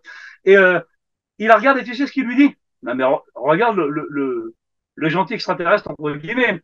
Tu sais ce qu'il lui dit? Il lui dit, mais moi, je veux bien vous le laisser le livre. Mais les autres, ils ne veulent pas. Alors, il n'y a plus de chef, là. Tu vois? Le gars au chapeau, là. Heureusement qu'il a un chapeau, parce que tous, ils sont tous la même tête. Il n'y a plus de chef, là. De ce coup, tu vois, la hiérarchie s'effondre, à un moment donné, là. Tu vois? Regarde le vice. Tu trouves pas ça vraiment d'une sournoiserie franchement, je trouve vraiment, c'est honteux. Honteux. De te faire croire, et au dernier moment, non, tu ne l'auras pas. Et ça, en ufologie, alors j'ai pris ce cas-là, bien sûr, avec beaucoup de fougue pour en parler. Bon, voilà. Il faut comprendre que bien souvent, c'est tout le temps comme ça. On te promet des choses, on va te dire des choses qu'ils ne tiendront jamais. Ce sont que des belles promesses, des belles paroles. Ils ne tiennent jamais ce qu'ils ont à faire. Jamais. Voilà. Tenez-vous ça pour dit, chers Français, chers Belges, on a les mêmes en bas. Enfin bref, ça, sans commencer là-dedans. Mais donc, globalement, voilà, donc ça, c'est vrai que c'est c'est comme tu dis, un des cas de dark ufologie, un des plus connus. Mais c'est, on va dire, celui qui a mis le feu aux poudres, finalement. C'est quelque part, un peu par là, qu'on a vu pour la première fois que les rencontres, en tout cas, des rencontres dites exogènes, n'étaient pas forcément positives, pas comme on aurait pu le croire, d'ailleurs, dans la dizaine d'années qui allaient suivre, dans les années 70, 70, où là, le côté un peu plus olé olé allait ressortir, et le côté peut-être un peu plus flower power, comme on dit, ufologique, où certaines sectes vont d'ailleurs se servir et pouvoir utiliser ça à bon escient, voilà, pour attirer les fidèles. Mais surtout, encore une fois, voilà, on dirait que finalement, l'ufologie euh, change à chaque fois, selon les époques. On le sait, les apparitions, selon certaines époques, en tout cas selon certains témoignages, apparaîtront aux Égyptiens de telle manière, avec des amphores, en Rome, à Rome, enfin en Italie, l'ancienne Rome, hein, la Rome antique, où on parle de boucliers volants. Dans les années 50, même voire avant 47, parce que on parle toujours de Roswell, mais mon Dieu, les ovnis, voilà, ça existe depuis bien plus longtemps que ça. Et tous ces témoignages, c'est toujours un petit peu ce côté un peu tollé boulon, très très matière. Et finalement, on se porte de plus en plus vers une ufologie. Là, je parle encore une fois au niveau objet volant non identifié, avec des objets qui deviennent de plus en plus organiques, qui deviennent limite presque, presque en résonance avec la technologie que nous, enfin, en tout cas que les scientifiques mettent au point, voilà, de plus en plus.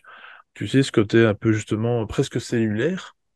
C'est voilà, c'est presque cellulaire. On en est là. Et, et, et encore une fois, les expériences vont être différentes, mais on dirait qu'apparemment, effectivement, il y a des époques pour tel ou tel événement, et je pense que comme tu l'as très bien décrit, ils en jouent. Et je pense que voilà, les Américains vont peut-être reprendre une morale là-dessous avec ce phénomène. Ils vont peut-être évoquer que le couple, comme tu dis, interracial, s'est fait abducter, noir et blanc. Vous êtes sur le même plan. En fait, vous n'êtes que du bétail. On vous enlève si on a envie, et basta. C'est même toi qui m'as dit tout à l'heure que que Jimmy Dieu disait finalement terrien, il jouait avec le langage des oiseaux. Terrien, t'es rien. T'es rien, exactement. T'es rien. Il y a des entités qu'on dit à des gens en communication. Ben alors, vous venez d'où? Qui lui pose la question pendant un moment. Et l'autre, l'entité le regarde et lui dit, t'es rien. Tu te rends compte? TES, tiré, t'as vu, rien. T'es rien. T'es rien du tout, pour eux. T'imagines, toi, on en est là. Alors, c'est pas tout le monde, bien sûr, parce que là, ils vont dire, oui, mais il est focalisé, il est secteur d'un truc. Pas du tout. Mais pas du tout. Il faut entendre ce que je dis à un moment donné. Et je m'excuse encore de le redire, mais si je suis pas bien entendu de ce côté-là, j'en suis fortement désolé parce que le message, il est pas là pour moi. On est bien d'accord. Évidemment, alors, c'est pas une croyance, on l'a dit tout à l'heure, l'écologie, mais quand on se réfère quand même à des cas comme ça, quand même, Alexis, tu vois, il y a quand même des choses. Alors, si c'est pas, en tant qu'ufologue de terrain, faire des constatations, tu peux m'expliquer à quoi on sert à un moment donné? Ça sert à rien. Alors là, c'est pour le dire, c'est pas terrien, c'est que je sers à rien pour le coup, là. Tu vois, voilà. Alors, c'est pas de mon fait. Il y a une chose que Jimmy disait, il y en a, tout le monde le sait d'ailleurs. Tu sais, il faisait beaucoup de conférences, il avait vécu un peu à Montréal. Tiens, je salue mes amis canadiens s'ils me regardent ce soir. Mais je veux dire, regarde, Québécois, pardon, ils vont m'en vouloir. Oui, Québécois. je fais la Eh même ben, chose. eh ben, tu vois, eh ben, je vais te dire, il a fait des conférences en France et partout, beaucoup au Brésil, à l'étranger, aux États-Unis. C'est un homme qui était quand même assez réputé, réputé quand même, on parle de Jimmy Gueux, là. Et tu sais, tous les gens qui venaient vers lui à la fin de la conférence, évidemment, mais Jimmy, quand on voit un ovni, qu'est-ce qu'il faut faire? La question, mais vraiment rébarbatif, hein, tu vois. Tu sais ce qu'il disait, Jimmy? Il disait, quand vous voyez un ovni, foutez le camp, il leur disait. Cassez-vous, prenez vos jambes à votre cou. Il dit, partez. T'imagines? Un gars qui avait 50 ans d'ufologie, quand même, qui a exploré quand même beaucoup de, et que même moi, j'oserais même pas, ou que j'ai jamais fait, je dirais pas tout, là, pour connaître deux, trois trucs, je veux dire, que j'oserais même pas, hein.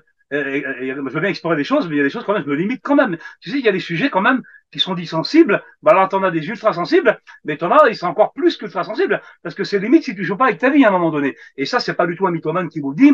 Ou alors, je ne suis pas une victime, hein, je vous dis, je suis tout sauf une victime à la place que j'ai. Sauf que, à un moment donné, j'ai le caractère. Mais je vais te dire, il y a des choses, je sais, on touche pas. Il y a des choses, il faut pas toucher. Et je vous le dis, tu parlais tout à l'heure d'un jeu ou je sais pas quoi, ou tu vois, il y a des choses, chacun fait ce qu'il veut. Très bien. Si vous voulez dans le cimetière et puis faire des photos des fantômes, allez-y, faites mumuse. Je le dis pas méchamment. Mais je veux dire, après, il faudra pas venir pleurer s'il y a quelque chose qui vous suit du cimetière à chez vous. Tu vois, c'est ça qui me fait rigoler à un moment donné. Parce que il faut dire quand même les choses. Nous, on le fait. Moi, il n'y a pas un matin où je me dis, mais putain, mais José, en vrai, tu gagnes pas d'argent avec ça. Laisse tomber. Arrête, pourquoi tu continues? Il n'y a pas un matin où je me dis pas ça. Mais il y a toujours une force en moi, quelque chose qui me dépasse et qui me pousse à le faire. Parce que il y a des choses que moi je vais trouver, ou toi, ou d'autres qui sont là-dedans, et qui se corroborent les uns les autres. On ne peut pas tout lier. Moi, je le dis, tout n'est pas lié. Tu sais, tu vas prendre un cube et tu vas le mettre, ou un rond, et plus gros que le carré, et tu vas pouvoir le faire du forcing. Tu sais, il y en a beaucoup, ils le font ça. Ils font du forcing et ils le rentrent dans la bibliothèque. Ça passe dans le truc, dans le meuble. Mais en vrai, oui, à ce tirage de oui, tout est lié si tu commences à faire ça. Mais en vrai, il y a des choses qu'on ne doit pas lier. C'est pas bon. Tu vois ce que je veux dire? Et moi, je le dis après, chacun est un conseiller, hein, chacun dit ce qu'il veut. En ufologie, c'est pareil. Il y a des choses qu'on peut lier parce on l'a vu sur le terrain. On s'en rend compte que c'est vrai. Et il y a des choses, on voit bien qu'il y a des gens qui font du forcing, tu vois, pour le faire, pour le mettre dedans. Mais fondamentalement, ça passe pas. Alors, ça sert à qui, ça, quand tu fais des choses comme ça? Ben, ça sert, j'allais dire, eh ben, pas pour la vérité, en tout cas. C'est ça le problème. Tu vois, parce on se dit chercheur de vérité. C'est vrai, c'est ce qu'on dit quelque part. On se dit, bon, on est chercheur de vérité, on veut tendre vers plus la vérité que vers le fake, hein, évidemment. Bon, et c'est ça le problème. Il y a trop de littérature où les gens, ben, voilà, c'est pécunier, ou je sais pas moi ce qu'ils font, les gens, ils font ce qu'ils veulent. Moi, si je sors une série comme ça de bouquins ou je fais autre chose, on va pouvoir parler aussi pour clôturer si tu veux. On aurait dû le faire au début, mais on peut le faire à la fin. C'est-à-dire que, parce que ça me tient aussi à cœur de parler dans les revues où je suis dedans aussi quelque part, tu vois, où j'écris, où je peux poser aussi mes travaux. Parce que les gens, c'est une présentation. Mais tout de suite, moi, d'aller de but en blanc comme ça, quand on ne me connaît pas, je peux comprendre. Et franchement, vraiment, je le dis avec mes tripes et mon cœur, je comprendrais que les gens ne comprennent pas ce que je dis, ou ils sont pas capables d'accepter, ou ils s'en foutent carrément. Il n'y a aucun souci, j'ai aucune prétention de ce côté-là, j'ai aucun ego. Mais à un moment donné, je le dis, toi, en appuyant avec, tu vois, avec pas un ton dans le corps, ben, bien justement, parce que c'est vrai qu'à un moment donné, il y a ces choses-là, il faut les mettre en avant. Et elles sont pratiquement jamais mises en avant. Alors que quand on fait du terrain, c'est ce qu'on retrouve à un moment donné. Pourquoi moi je retrouve pas ça à la télévision quand l'autre il fait ça? Ou tu vois, c'est pas normal ça. On se dit mais putain, ils sont carrément fleur bleue quand tu les écoutes à un moment donné. Mais pourtant ce que je dis c'est des cas. Ça se retrouve ce que je dis quand même à un moment donné. Tu vois Alexis? Bah, c'est parce que ce sont des terrains où il n'est pas bon, comme tu viens de le dire, où il n'est pas bon d'aller, parce qu'il y a il y a des chape. Il y a des filtres, il y a des chapes, il y a des choses qu'on ne peut pas savoir. Ça, je crois que ça gênerait beaucoup trop nos dirigeants et le monde militaire et j'en passe et toutes les strates au-dessus de eux parce que voilà, ils ne sont qu'en surface. Il y a le gouvernement de l'invisible aussi. Et c'est là, je pense que si on devait découvrir quelque chose, je pense que ça leur plairait pas trop. Ou alors, autre théorie, mais là, on va arrêter là parce que sinon ça devient débile. Enfin, c'est pas que ça devient débile, ça devient intéressant, mais beaucoup trop long. C'est là où je me dis, est-ce qu'on n'est pas amené à découvrir ces choses? Est-ce qu'il ne nous est pas, à un moment donné, autorisé de savoir ces choses? Pour quel but? Je n'en sais rien. Est-ce que c'est pour nous diriger vers une forme de pensée, à un autre gouvernement, dit-on mondial, donc une autre forme de pensée, une autre mentalité, et peut-être que quelque part, à travers les films de Hollywood, donc je conseille Communion, hein, magnifique film dark ufologie, ça c'est vraiment ça. Communion, basé sur le livre du même titre, hein, avec Christopher Walken. Euh, Vraiment, je me dis, est-ce que, oui, Hollywood, les romans, est-ce qu'on n'est pas finalement petit à petit, mine de rien, amené à appréhender ce sujet sans devoir se le prendre de front, tu vois? Je me dis quelque part, ça en devient ça en devient presque une publicité. On dirait que ils affichent exprès finalement des vérités dans les films et dans les livres aussi, hein, tout comme Dumy faisait, sauf que lui c'était un enquêteur qui insérait ses enquêtes dans des romans. On sait pourquoi. Il a eu raison. Mais tout ça pour dire que je pense qu'il y a aussi une part de, voilà, on veut pas que vous sachiez, mais à force de vous dire qu'on veut pas que vous sachiez, finalement, faut penser, il faut surtout, avec eux, là, il faut surtout penser l'opposé. Donc on veut pas que vous sachiez, mais finalement, on continue de savoir, continuez de chercher, parce qu'on vous y emmène, en fait. On vous y emmène, mais vous ne le savez pas. Et je pense que, enfin ça c'est ma théorie, hein, je sais que ça peut paraître chinois, mais globalement, je pense qu'il y a une sorte d'accommodation de la part du gouvernement, et je pense qu'ils le font exprès pour que les humains, alors soit de un, ce serait positif, ce serait tout à fait à notre attention, ce que je doute, ce serait pour ne pas se prendre le phénomène en pleine poire et avoir ce côté un peu panique, comme on voit dans certains films, ou alors d'un autre côté, c'est justement pour s'y intéresser, mais pas dans le bon sens. C'est pour presque adhérer à un nouveau, encore une fois, une nouvelle forme, une nouvelle mentalité, un nouveau monde, enfin bref. Enfin, théorie fermée, parenthèse fermée. Et donc, effectivement, on va revenir à ton bouquin et on va tout doucement clôturer cette émission qui est magnifique, qui est franchement encore même plus propre que la première édition, donc c'est bien. Les auditeurs ne s'en rendent pas compte, mais je trouve ça vraiment magnifique. On est vraiment rodés là. Là, ça enregistre, on n'en fera pas une troisième, on fera pas une troisième reprise. Mais effectivement, donc tu sors bientôt ce bouquin Zeta Reticuli Project. Tu écris d'ailleurs encore régulièrement pour le plus vieux magazine ovni ufologique français qui s'appelle Lumière dans la nuit de feu Joël Ménard, hein, que j'ai rencontré il y a des années, qui était donc quelqu'un qui était vraiment calé dans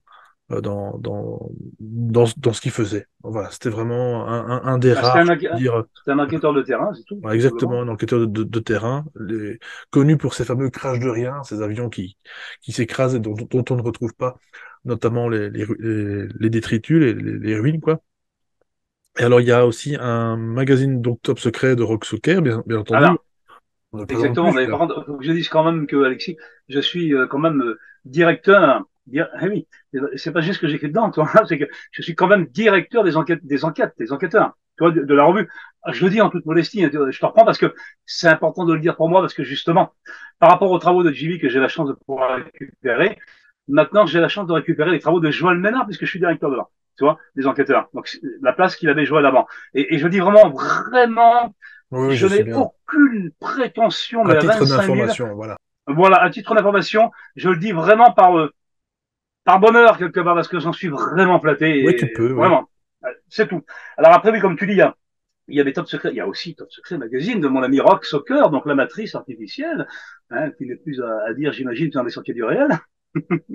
et, euh, et donc là aussi, c'est pareil, je suis auteur et aussi je suis délégué, bon, délégué un bien grand mot, mais encore directeur, c'est vrai, ça fait beaucoup de directeurs, bon, désolé, c'est comme ça. Directeur du département ufologique de la revue, c'est-à-dire que toute ufologie est révisée par Monsieur Bouillon, à un moment donné, c'est vrai, et ça passe ou ça passe pas, ça passe dans mes mains. Et ça, c'est vraiment encore un très beau cadeau que mon ami Rock m'a fait vraiment encore. De ce côté-là, on a fait confiance avec ma dark ufologie. Tu vois, donc Top Secret Magazine. D'ailleurs, où j'avais sorti en 2015 aussi, je crois peut-être que je peux le dire, le montrer aussi, parce que quand on est dans une présentation, vite fait, c'est-à-dire ce que j'avais divulgué d'ailleurs en 2015 dans Top Secret Magazine et qui avait fait Ça quand même le remonte, tour du monde. ça remonte à 2015. C'est l'année où j'ai créé les Sentiers du Réel, d'ailleurs. Ok.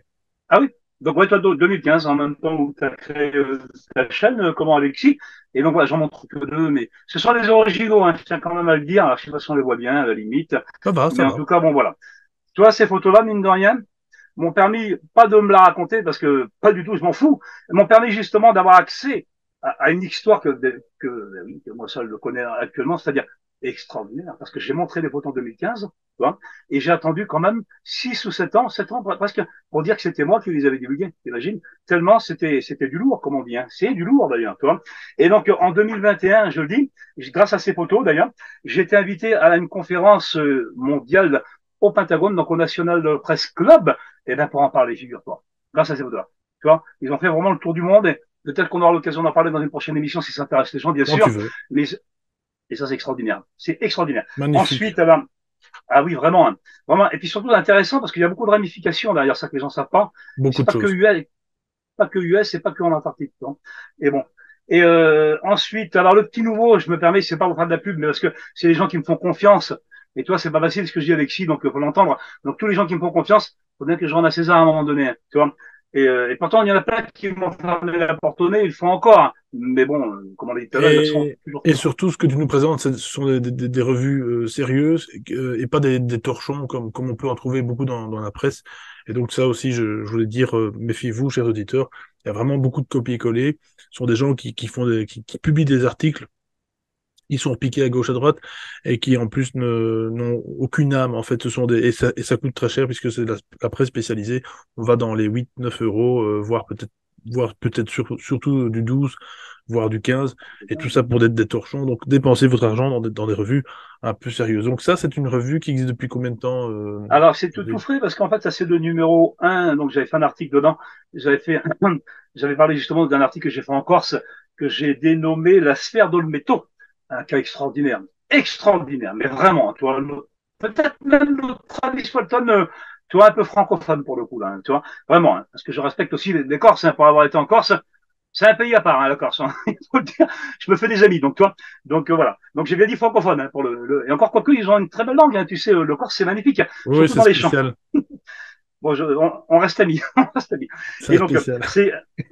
c'est le numéro un, mais là, on a le numéro 3 qui va arriver dans pas longtemps. Et d'ailleurs, j'ai aussi écrit dans le prochain numéro, c'est-à-dire j'ai partagé une de mes enquêtes que j'ai faite d'ailleurs au Triangle de la Burle en Ariège et tout ça, avec une petite famille de randonneurs, avec des enfants justement, encore des enfants, qui ont vécu, ça va parler à des gens, hein, toujours un peu le côté enfant hein, en ufologie, c'est vrai, hein, qui ont vécu ben, une petite randonnée, je dirais classique. Et là, par contre, alors je le dis parce qu'on en parlait tout à l'heure, hein, mais c'est con parce que peut-être la prochaine fois, si je viens, je te montrerai la photo qu'ils ont prise en plein après-midi. Elle est exceptionnelle. C'est vraiment, c'est ce que j'ai appelé l'anneau du mont Mézingue. C'est un mont là-bas, le mont Mézingue, et l'anneau, ça s'appelle l'anneau. On a photographié en plein après-midi, à peu près 100 mètres des témoins, un espèce d'anneau, un anneau, un peu comme dans le Seigneur des Anneaux. Je raconte des conneries, mais dans le délire, c'est ça, tu vois. Et c'est rare en ufologie d'avoir un anneau comme ça en pleine journée devant toi. Et donc, c'était donc photographié par ces gens-là. Et filmé aussi un peu dans la vallée. Et je leur ai dit d'ailleurs, pour l'anecdote, j'ai dit, toi, Sylvain, la personne s'appelle Sylvain, j'ai dit, toi, Sylvain, et je dis, toi, ce qui t'arrive avec tes enfants et tout là-bas, malheureusement, j'ai bien peur qu'il va t'arriver quelque chose par la suite. Je lui ai dit en toute honnêteté. Tu vois, et tu sais quoi? Et d'ailleurs, je peux te jurer qu'on peut l'inviter et il pourra en parler s'il veut le dire. Hein, il le dira. Et je serai pas au mot justement à contrepartie. Il m'a dit, je dis, toi là, tu nous as dit ça il y a 1 an et demi, 2 ans. Il nous arrive un truc entre temps. On aurait dû t'écouter. Il m'a dit. Alors je dis pas que les gens doivent m'écouter, c'est ce que je dis, mais je peux te jurer il y a des conditions qui font que, comme tu disais tout à l'heure, on est amené à voir des ovnis ou à vivre des choses. Moi, je sais encore une chose, comme j'ai dit tout à l'heure, la quantité. Dès l'instant où il y a des enfants, vous êtes sûr que vous êtes surveillé. Dès l'instant où il y a des enfants, ça, c'est une de leurs priorités. C'est important, hein, tu vois. Donc, d'où le paranormal aussi un peu après, on a compris, là, tu vois. Bon. Et donc, il y a ça. Et du côté anglais, je clôture avec ça, pardon. Du côté, tu m'arrêtes, hein, tu vois. Non, vas-y, vas-y. Et donc, du côté là, OLM, donc ça, c'est des Anglais qui sortent ce magazine, tu vois. Donc, c'est des amis Chris Evers et des gens comme ça. Donc, ils font confiance aussi pour divulguer de la dark ufologie. Donc, de l'autre côté de l'Atlantique. Hein, c'est toujours intéressant, tu vois, parce que le côté atlantique, contrairement à ce qu'on croit, le côté vraiment anglais, hein, pas des États-Unis, hein, eh ben, il n'y a pas de dark UFO. Contrairement à ce qu'on croit en Angleterre, il y a vraiment, c'est vraiment le calme plat. Ah non, je peux te dire qu'on croit. Hein. Alors, il y a eu des enquêteurs. Attention, il y a eu des enquêteurs, mais qui sont décédés maintenant et qui ne font plus rien. Si tu veux, il y a des gens, ils ont pas pris la relève quelque part de ce côté-là, et on est vraiment entre les deux, tu vois. Alors voilà, là, donc je fais ça. Après, on aime ou on n'aime pas. Ensuite, et je clôture avec ces magazines-là, j'en ai deux parce que c'est deux couvertures différentes dont j'ai écrit des articles dedans. C'est-à-dire, ça s'appelle Phénoména Magazine, tu vois. Et donc, Phénoména Magazine, ce sont les amis collaborateurs, pardon, argentins, en Argentine, je sais pas si on voit bien. Voilà, argentin. Et donc, je collabore aussi avec ces gens-là en Argentine pour publier. D'ailleurs, Phénoména Magazine, qui est successrice, je sais pas comment on dit, successeur de Flying Saucer Revue, donc une des revues américaines les plus connues au monde, les plus vieilles, mais pas les plus vieilles. Parce que les plus vieilles, un peu de chauvinisme, ce sont, c'est la France, c'est Joël Manard et avant, Les lumières dans la Monsieur nuit. Ouais. René Lumière dans la nuit de Valide, exactement. Donc voilà, donc, un petit panel, il y en a d'autres, on s'en fout. Mais voilà, pour dire vraiment, alors, si la dark ufologie vraiment ça vous intéresse, je vais dire à un moment donné, c'est pas pour monter, mais on peut pas passer à côté d'un de mes articles ou de ce que je fais. Parce que vraiment, s'il y a vraiment une omerta, parce que je sens qu'il y en a une à un moment donné, c'est vrai, hein, Alexis, c'est malheureux, tu vois. Il y a vraiment, dès on parle de négatif, dès qu'on partage des choses qu'on a vues sur le terrain, que les gens nous ont décrit et qu'on vous rapporte, pardon, eh ben, il y a vraiment tout un pan j'allais dire, de la presse ou même ailleurs, hein, mais qui vous ferme les portes. Et c'est pour ça que je le fais à ces gens-là parce qu'ils me font confiance.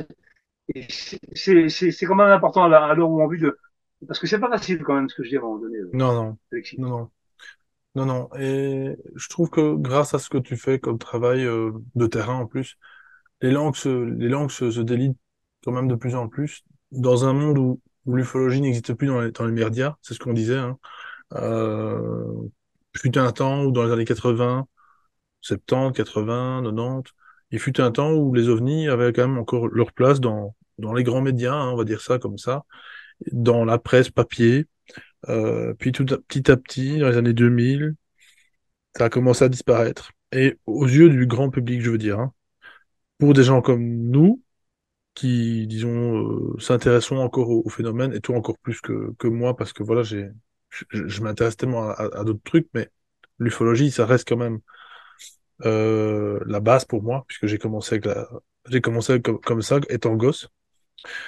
Eh bien, l'ufologie, grâce à ça, grâce à tes enquêtes, ça fédère quand même des gens qui ne se connaissent pas, qui osent témoigner, encore une fois, dans une époque où autant la technologie, comme ici Zoom, nous permet de nous rencontrer en étant chez soi, autant les gens ne parlent plus.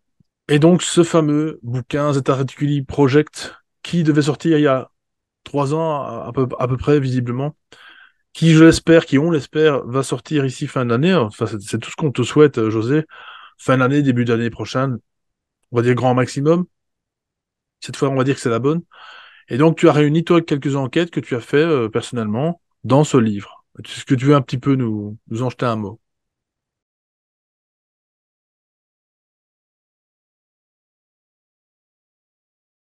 Je ne suis pas pour le copier-coller.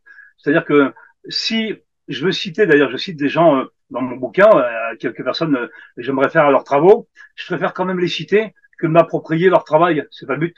Oui, Et parce que j'entends ce que tu dis. Et c'est vrai que moi qui travaille aussi quand même, qui est auteur on l'a vu dans la presse, tu vois, spécialisée, c'est vrai que c'est des choses qu'on voit récurremment, ça. Vraiment. Et d'ailleurs, bon, après moi je cite pas, les gens font ce qu'ils veulent. D'ailleurs, il y a beaucoup, enfin beaucoup, il y en a quelques-uns, bon, et puis je sais pas du tout de nom, hein, mais, mais c'est vrai, qui me font des copier-coller, ou alors, quand j'ai trouvé quelque chose, ils vont dire, tiens, c'est moi qui l'ai trouvé. Moi, je m'en fous.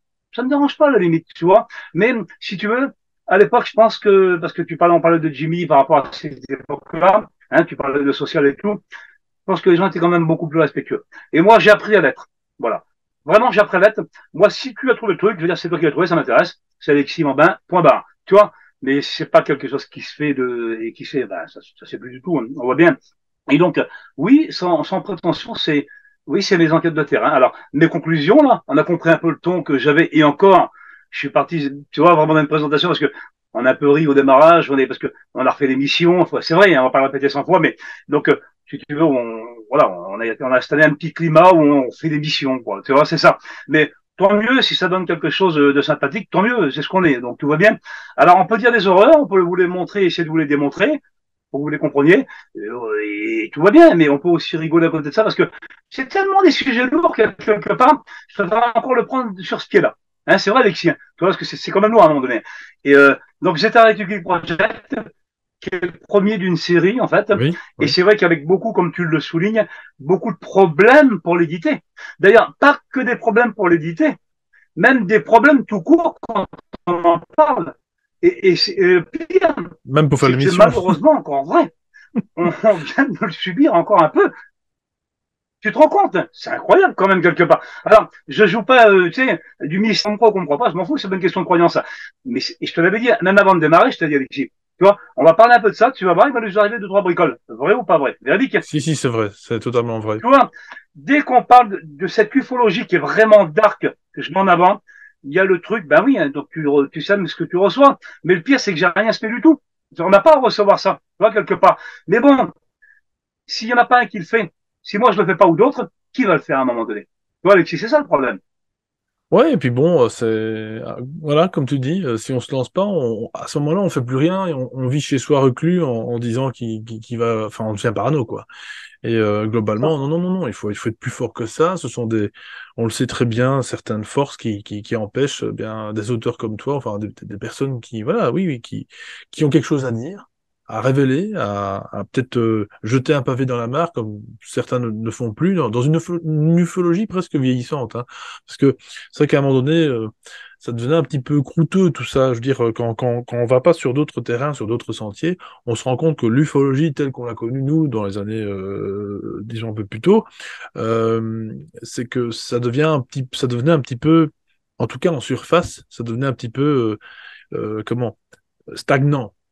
Mais encore une fois, c'est la preuve qu'il faut pas aller vers cette ufologie-là, ces recherches-là, ces recherches de surface. Il faut aller creuser. Encore une fois, il y a rien à faire. C'est comme dans toutes les matières, exactement comme dans toutes les matières. Si vous continuez à faire du copier-coller, là, je parle pas pour toi, je parle aux auditeurs. Si les auditeurs, même moi, hein, si on continue à faire du copier-coller, à réécouter les mêmes enseignants, les mêmes personnes qui ont quelque chose à révéler, sans pour autant apprendre quelque chose de nouveau, ben, vous étonnez pas qu'il y ait rien qui avance, quoi. Donc il faut pouvoir accepter, je pense, de sortir de ce monde de bisounours dans lequel beaucoup de gens, malheureusement, s'engluent. C'est vrai que c'est réconfortant, mais quelque part, j'ai envie de dire, c'est comme tous les autres sujets un petit peu dark, c'est que ça nous plaît pas beaucoup plus, à José et à moi, d'aller vers ces trucs-là. Si on aurait envie de finalement vous dire le contraire, on aura envie de vous dire que ces entités sont dites, on va dire, disons, pleines d'amour, on va dire ça comme ça, ou en tout cas qu'elles ne nous veulent pas du mal, ou en tout cas il y a rien de négatif. On voudrait le faire, mais on peut pas. On peut pas si on constate qu'il y a des emprises sur des gens et encore aussi sur des animaux, etc., etc. On ne peut pas fermer les yeux là-dessus et il faut quand même à un moment donné informer et accepter que ces choses-là existent. De toute façon, comme chez les terriens, chez les humains, c'est pareil. Il y a du bon et il y a du moins bon. Voilà. C'est exactement pareil. Donc voilà, je pense qu'on a fait en tout cas le tour. En tout cas, merci pour cette réédition, mon Dieu, qu'on a finalement, bah, écoute, ma foi, mené encore mieux que la première fois. Je suis vraiment content. Et merci pour ta patience, José. Et donc, merci aussi aux auditeurs de nous avoir écoutés jusqu'au bout. On te souhaite encore une fois, bah, écoute, tout le meilleur pour cette sortie, Zeta Reticuli Project. Je mettrai de toute façon les liens en description dès que le livre sera officiellement sorti. Et bien entendu, tu l'as compris, tu seras le bienvenu pour venir parler, eh bien, pourquoi pas des OSNI, des OANI, donc ces fameux ovnis, qui sortent et qui rentrent dans la mer. C'est très important, parce que finalement, on lève toujours les yeux au ciel, mais l'important, c'est de se dire aussi que les intraterrestres, voilà, comme on pourrait le dire, existent aussi. Donc voilà, en tout cas, très, très, très, vraiment chouette, chouette exposé. Merci beaucoup pour tes recherches, pour ton travail. Et j'invite aussi aux gens d'aller voir, d'aller visiter la page de José, Dark Ufologie, j'y arriverai. C'est une page Facebook, un groupe qui grandit, et où les gens viennent partager de manière humble et de manière courtoise, ce qu'ils ont observé, ils posent des questions, et il y a des personnes qui se font un plaisir de vous répondre. Et donc je mettrai tout ça en lien, bien sûr, mesdames et messieurs, comme d'habitude. Et José, je sais pas si tu veux encore ajouter un truc, éventuellement. Non, ben, à la limite, pas le mot de la fin parce que je vais te laisser. Mais moi, je dirais plutôt partageons nos vérités. Chacun a sa vérité. Chacun a sa vérité, mais c'est toujours bon de la partager. Bonne oueuse. Exactement. Et dans la courtoisie, dans le respect de chacun, et surtout dans l'écoute. Encore une fois, très important, dans un monde où les gens ne s'écoutent plus, n'arrivent plus à s'écouter, on est dans un monde de communication comme jamais. Et finalement, c'est tout le contraire qui se passe. Donc voilà, vraiment, ne ridiculisez pas quelqu'un qui vous parle de ça. Ne vous dites pas, voilà, il Oui. raconte encore des balivernes. Écoutez-le. Pourquoi pas? Notez peut-être son témoignage, avec son accord, toujours. Ne soyez jamais à ce moment-là irrespectueux. Demandez toujours l'accord, et pourquoi pas venir en parler sur Dark Ufologie. Et peut-être donc des réponses seront éventuellement, en tout cas des éléments de réponse, vous seront donc partagés sur le groupe. En tout cas, grand merci José, merci à vous tous, chers auditeurs. Et de toute façon, on dit à bientôt pour la semaine prochaine, donc une nouvelle vidéo, bien sûr, une nouvelle émission. N'hésitez pas à faire un petit don sur la chaîne, ça fait plaisir. Puis c'est surtout un moyen de garder la chaîne en vie, parce que YouTube est en train de faire des changements. J'en aurais certainement déjà parlé sur YouTube. Et moi, je vous fais des gros, gros, gros bisous. D'ici là, portez-vous bien. À tout bientôt. Ciao, ciao. Salut. Je tenais à remercier les donateurs, et si vous aussi vous voulez soutenir la chaîne et assurer sa pérennité, vous pouvez passer par la cagnotte Litchi ou faire un don ponctuel via PayPal. Vous désirez découvrir des émissions en avant-première et du contenu exclusif, alors cliquez sur le bouton rejoindre et vous accéderez au club des sentiers du réel. Merci, à la semaine prochaine.